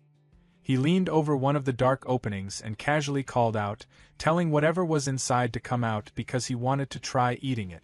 Before anything else could happen, a tail suddenly shot out of the hole and smacked him directly. Mud splashed all over him, covering his body. Slimy reacted right away, saying that was seriously not okay, and told the thing inside to just wait. Then he dove straight into the hole without hesitation. Underground, the whole area started shaking as Slimy moved quickly between the tunnels. Mud burst out from different holes across the surface, popping up one after another. A fish-like creature suddenly got launched out of one of the holes and landed hard on the ground nearby. Slimy popped out after it, looking pretty unimpressed. He commented that now that they were on land, there was no reason for him to worry about a fish anymore. Right then, a system interface appeared and identified the creature as a level 17 mudskipper. The mudskipper pushed itself up using its fins, opened its mouth wide, and let out a loud "oh-ho." Slimy stared at it, clearly surprised, wondering how a fish could even make a sound like that. Before he could think more about it, more mudskippers started crawling out of the holes, one after another, until there were dozens of them surrounding him. Slimy looked around and realized this wasn't just one opponent anymore. He pointed out that a whole group like this was way more dangerous than a single level 17. Then he looked at them and asked if they really thought he came alone just because they had numbers. With that, Slimy called out, summoning Jutsu, stretching his body as a huge cloud of smoke burst across the area. When the smoke cleared, a giant crab and several other summoned allies appeared beside him. Slimy let out a small laugh, saying to himself that it was actually pretty cool being able to copy moves he'd seen in manga and use them for real. The mudskippers didn't wait around. They immediately used their move, Mudshot, firing a barrage of mud projectiles straight at the giant crab. The hits landed one after another, and the mud quickly hardened, completely covering the crab. The system soon marked it as immobilized. Watching this, Slimy noted that the mud worked like a restraint once it dried, but he didn't seem too concerned since his body was made of cytoplasm anyway. Then things got weird. The mudskippers suddenly stood upright and bent forward all at once, doing a deep, perfectly synchronized bow. Slimy just stared at them, completely caught off guard. His mind wandered as he imagined them as a group of well-dressed men bowing in front of him beside a fancy sports car, asking to follow him as their boss. Slimy snapped himself out of the daydream by smacking his own heads together, telling himself to cut it out. He reminded himself that whenever he got carried away like that, things usually went downhill fast. Not far from him, the mudskippers started tensing up, their bodies tightening like they were putting in a lot of effort. Then, all at once, they launched themselves into the air. Slimy watched them, a bit confused, wondering out loud if they were seriously putting on some kind of performance for him. Mid-air, the mudskippers began spinning fast, their bodies turning into blurs that looked like whirling discs.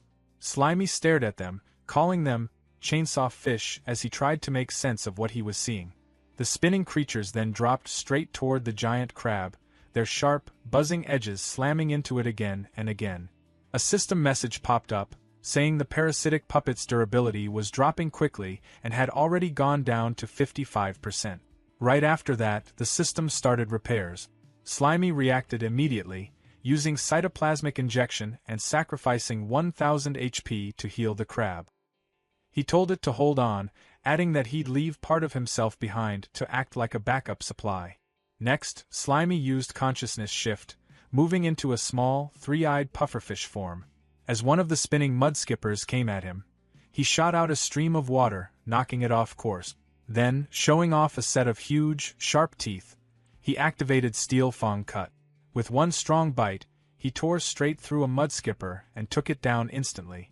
A system notification confirmed the defeat along with the experience he gained. The frog summon let out a loud croak as the spinning mudskippers zipped past it. It jumped forward and used Tongue Fist, firing its huge three-pronged tongue straight at them. But the moment it made contact, the spinning fish sliced right through it. The frog cried out as its tongue was cut clean off, and it just stood there while blood sprayed from the stump, the chainsaw fish continuing to tear through the area without slowing down. Watching this, Slimy said the puppets in auto mode were way too slow to react. He decided he had to take control himself if he wanted to deal with this properly. Using consciousness shift, he moved into the frog puppet just in time, lowering himself as one of the spinning fish passed right over his head. He admitted to himself that there were just too many of them coming at once. He didn't wait long to respond. Using empowered tongue, he struck one of the spinning fish head-on, sending it flying away. Right after that, he let out a quick shout and switched again, this time moving into a bee summon hovering above the fight. As more spinning mudskippers rushed toward him, Slimy activated Triple Beeswax Barrier. 3 layers of golden, hexagon-shaped shields appeared in front of him, taking the hits as the fish slammed into them one after another. Looking down at the chaos, Slimy said he needed to lock them in place somehow before doing anything else. After a brief pause, he spoke up, saying he had just come up with something. Master Bee lifted his wooden stinger like he was about to prove a point, making it clear he was ready to show the flying fish who controlled the skies. He called out honey convergence, and a huge wave of thick golden honey rushed upward, catching the fish midair and dragging them together. It turned into a giant sticky sphere, trapping them completely as his wrap skill locked everything in place. The honey mass didn't stay whole for long. It started splitting into smaller chunks, dropping the trapped fish straight down. Right then, a small pufferfish jumped in like he didn't want to miss out. He let out a determined cry and activated Inflate, puffing himself up into a giant spiked ball before crashing into the remaining fish with a heavy hit. Master Bee stayed above it all, telling the team to keep going. He used honey convergence again, spreading smaller sticky bubbles across the battlefield. Each one wrapped around fish that were still struggling on the ground, shutting down any chance of escape. When it was all over, Master Bee landed confidently and crossed his arms, acting like he'd planned everything perfectly. He pointed out that the honey's thickness worked exactly how he wanted, slowing down their slippery enemies just right. But Master Bee wasn't finished. He aimed his stinger forward and activated Spark Ember. What started as a small spark quickly turned into a huge column of fire that covered the honey-coated fish in a blazing explosion. The system instantly flooded the scene with notifications, stacking up EXP, confirmed kills, and successful breakdowns one after another. When the smoke faded, the squad stood among what was left of the defeated swarm, while the system bluntly labeled the enemies as trash and kept handing out rewards. A KDA screen popped up, showing Master B far ahead with 12 kills and 8 assists. Waji the Frog followed behind with a simple 1-1-1 score. Slimy watched as Waji showed off near a fallen fish, and realized these parasite-controlled creatures still acted like themselves.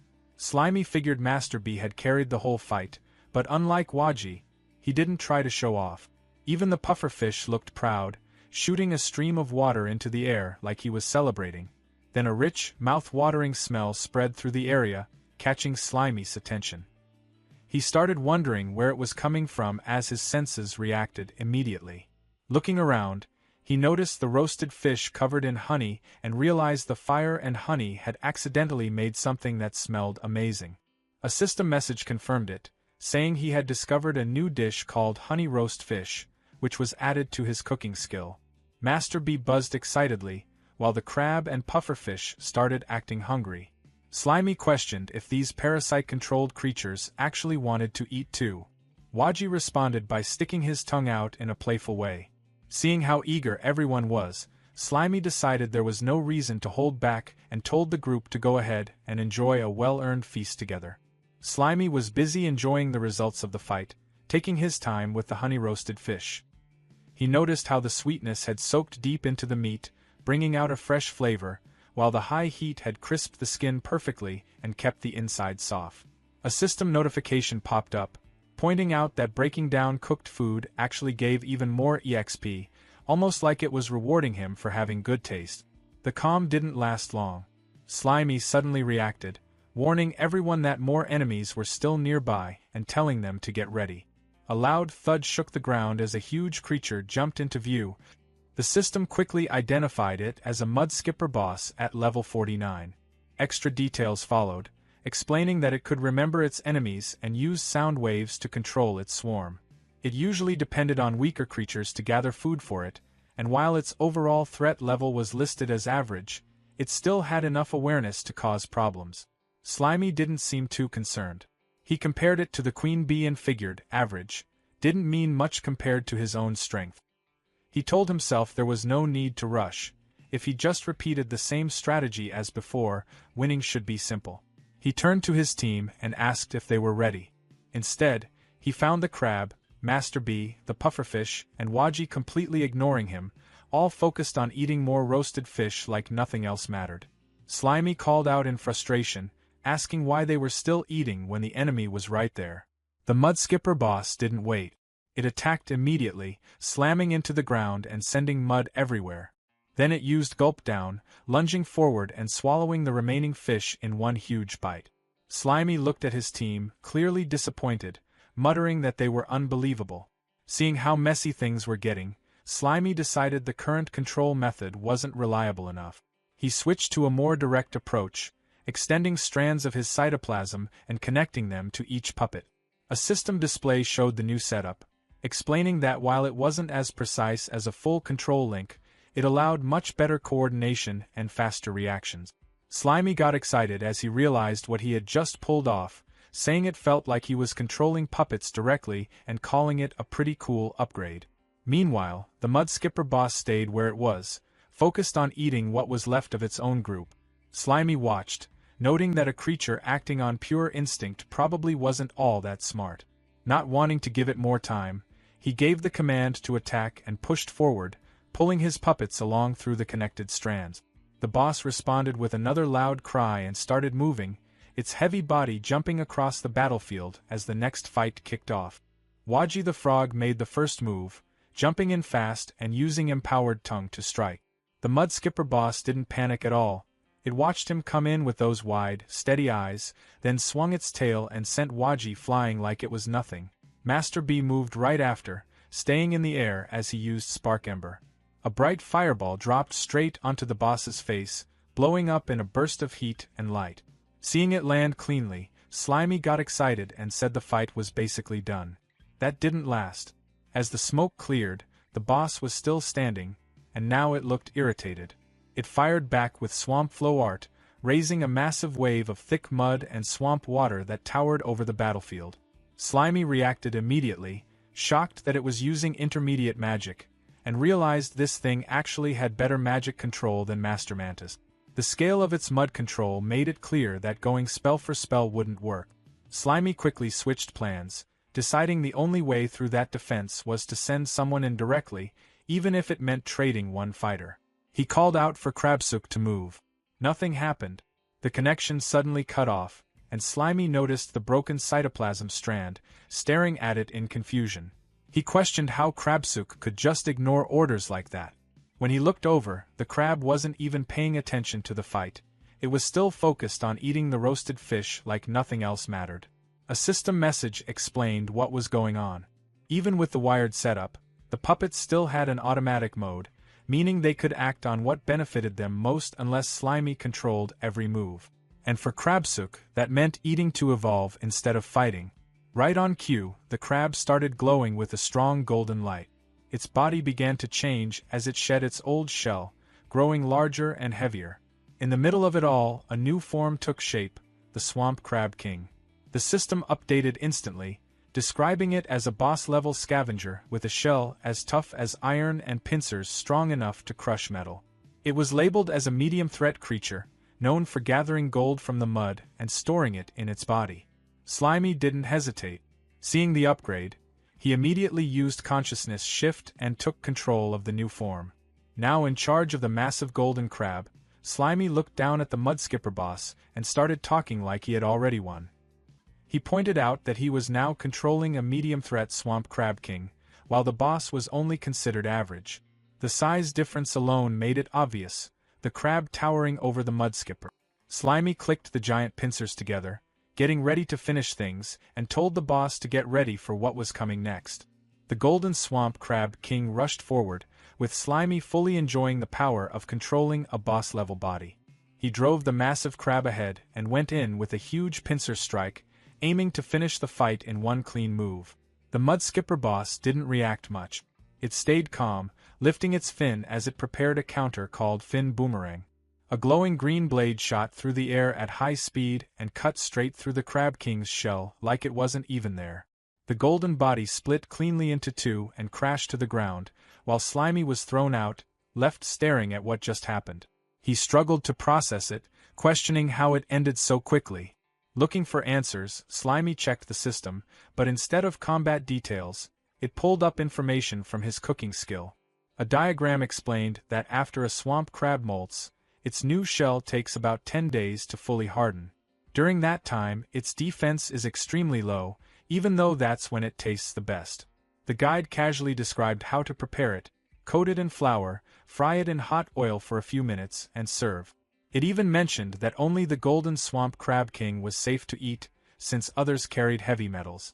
Slimy paused for a second, distracted by the description, almost imagining the taste before catching himself and realizing how off-track that was. He quickly called himself out for checking cooking info in the middle of a fight. At the same time, the Mudskipper boss clearly enjoyed the outcome, catching its spinning fins and getting ready to throw another round of attacks at the now exposed Slimy. The Mudskipper boss reaches down and picks up its severed fins, reattaching them to its head with a wet, squelching motion. It taps them into place, lets out a cry, strikes a defiant pose, and points a finger at its opponent.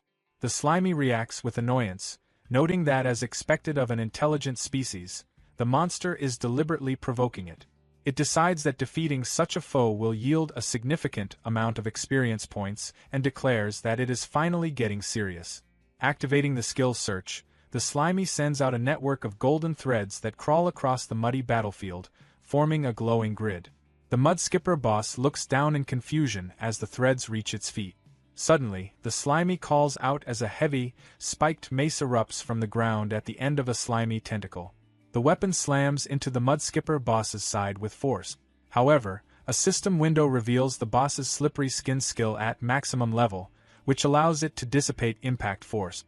This reduces physical damage by 50% to 70% and fire attribute damage by 20%. Despite the reduced impact, the Slimy remains undeterred, observing that while the skin deflects its attacks, it will simply grind the boss down over time.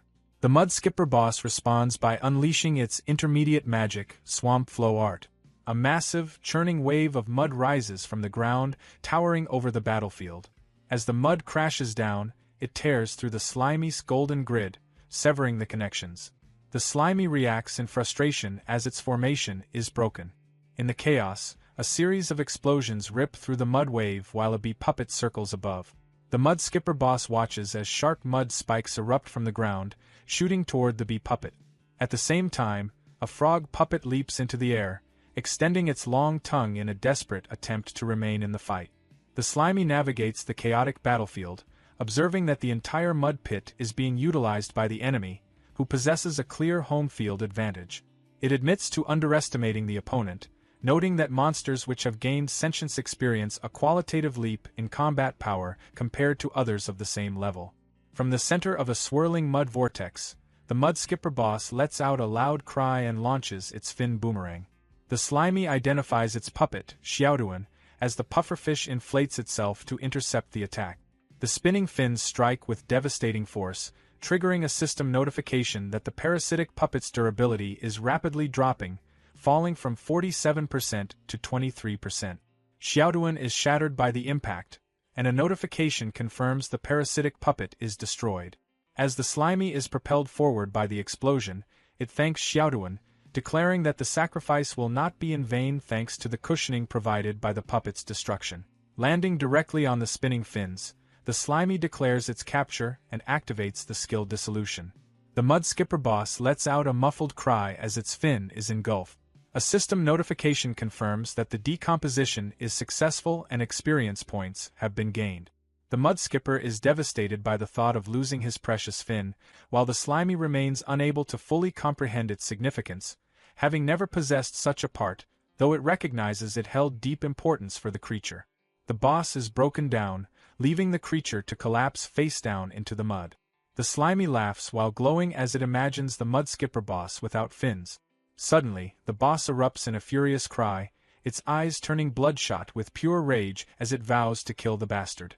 The slimy is shocked, exclaiming that the creature can talk. A reading from the encyclopedia explains that if a monster experiences intense emotional stimulation during combat, it may trigger intellectual evolution, thereby mastering language abilities. Standing amidst sharp mud spikes, the mud skipper boss activates intermediate magic, swamp flow art. The slimy remains unfazed, wielding a massive spiked mace and declaring that it is time to settle this. It boasts that with this move, it has even taken down a sanctified fall monster. Spinning the weapon with immense speed, the slimy unleashes its plasmatic cannon. The mud skipper boss claps its hands together as massive mud walls rise to block the path. The spiked mace hurtles forward, smashing through the barriers with heavy force. It tears through layer after layer of the mud defense until the tip of the weapon suddenly stops, inches from the mud skipper boss's face.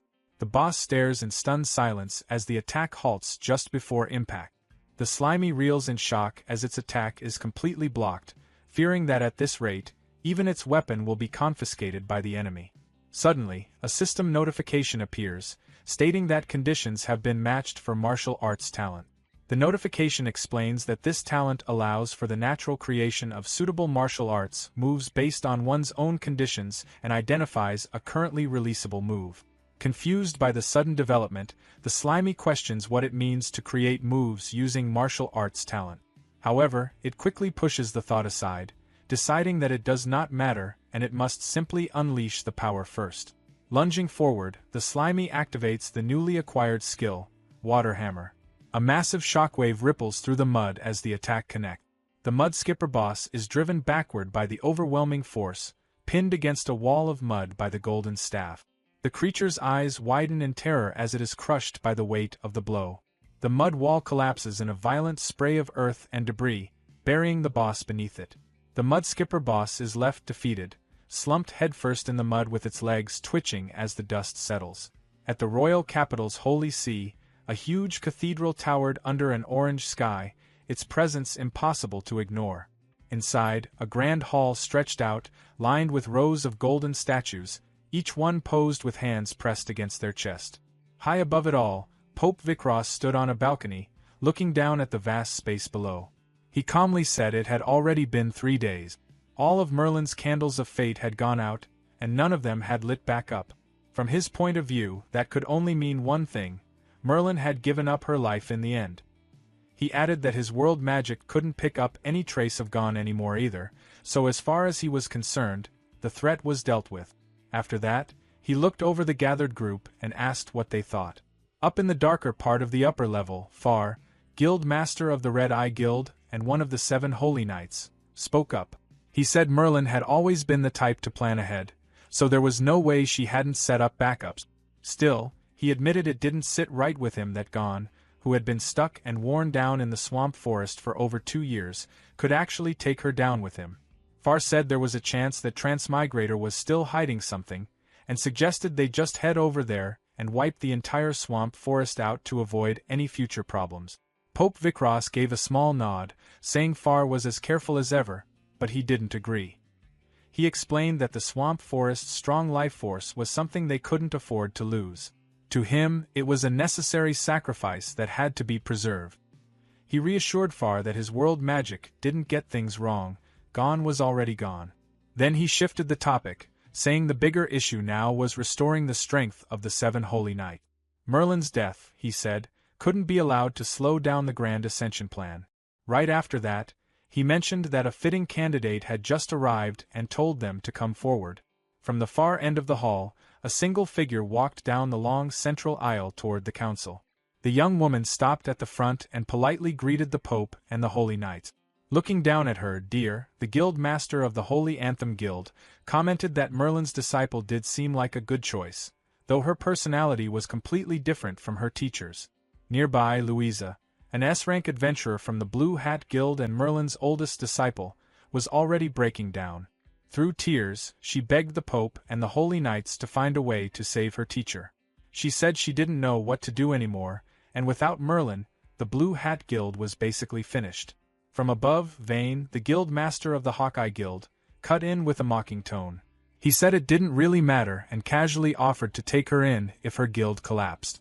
Then he added that anyone below A rank wouldn't be accepted. Louisa held herself together as best she could and thanked Vane, but she turned him down. She said she had promised her master she would stay with the Blue Hat Guild for her whole life. Then she looked back up at the Pope and begged again, saying she was willing to give everything if it meant saving Merlin, even offering herself in exchange for the angel's grace. Pope Vikros smiled slightly as he listened, saying the bond between master and disciple was quite something. He asked her if she was really sure about offering herself like that just to save Merlin. Louisa, shaking but firm, looked up and said she was ready. Pope Vikros let out a quiet chuckle and commented that even angels had their limit. He then told everyone that Merlin's soul had been completely erased, and there was no chance of her ever coming back.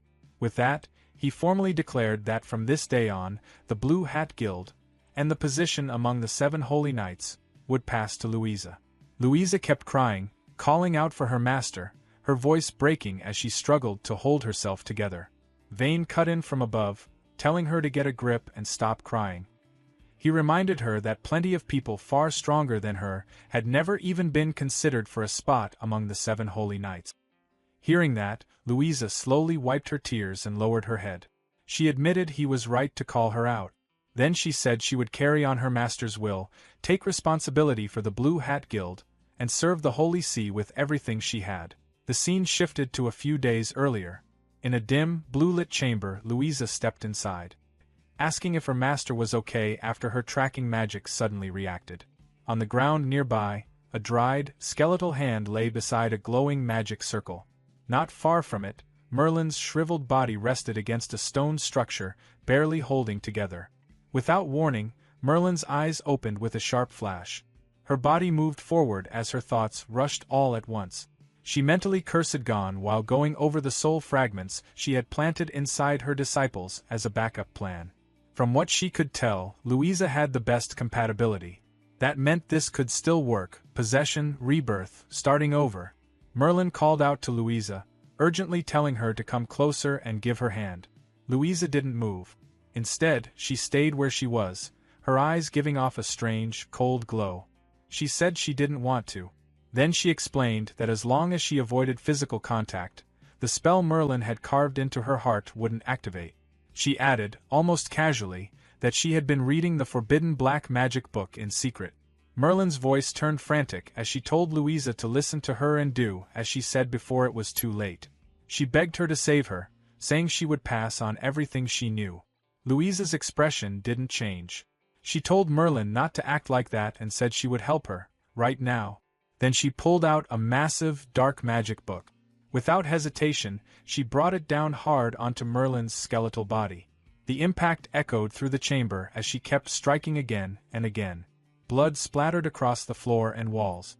Standing there covered in it, Louisa smiled in a wild, unsteady way as she quietly said she was giving her master immediate release. She let out a low laugh and added that once Merlin was gone, everything would belong to her. Back in the muddy terrain, the wide-eyed mudskipper lay still in the dirt, keeping low. A moment later, its large orange eyes widened as it realized the situation wasn't going its way. It quickly pushed itself up and rushed off, mud scattering behind it as it moved. While retreating, it glanced back at the trail it left, thinking that she hadn't fallen for the trick. Not far ahead, Slimy rode on top of Waji, telling him to pick up the pace.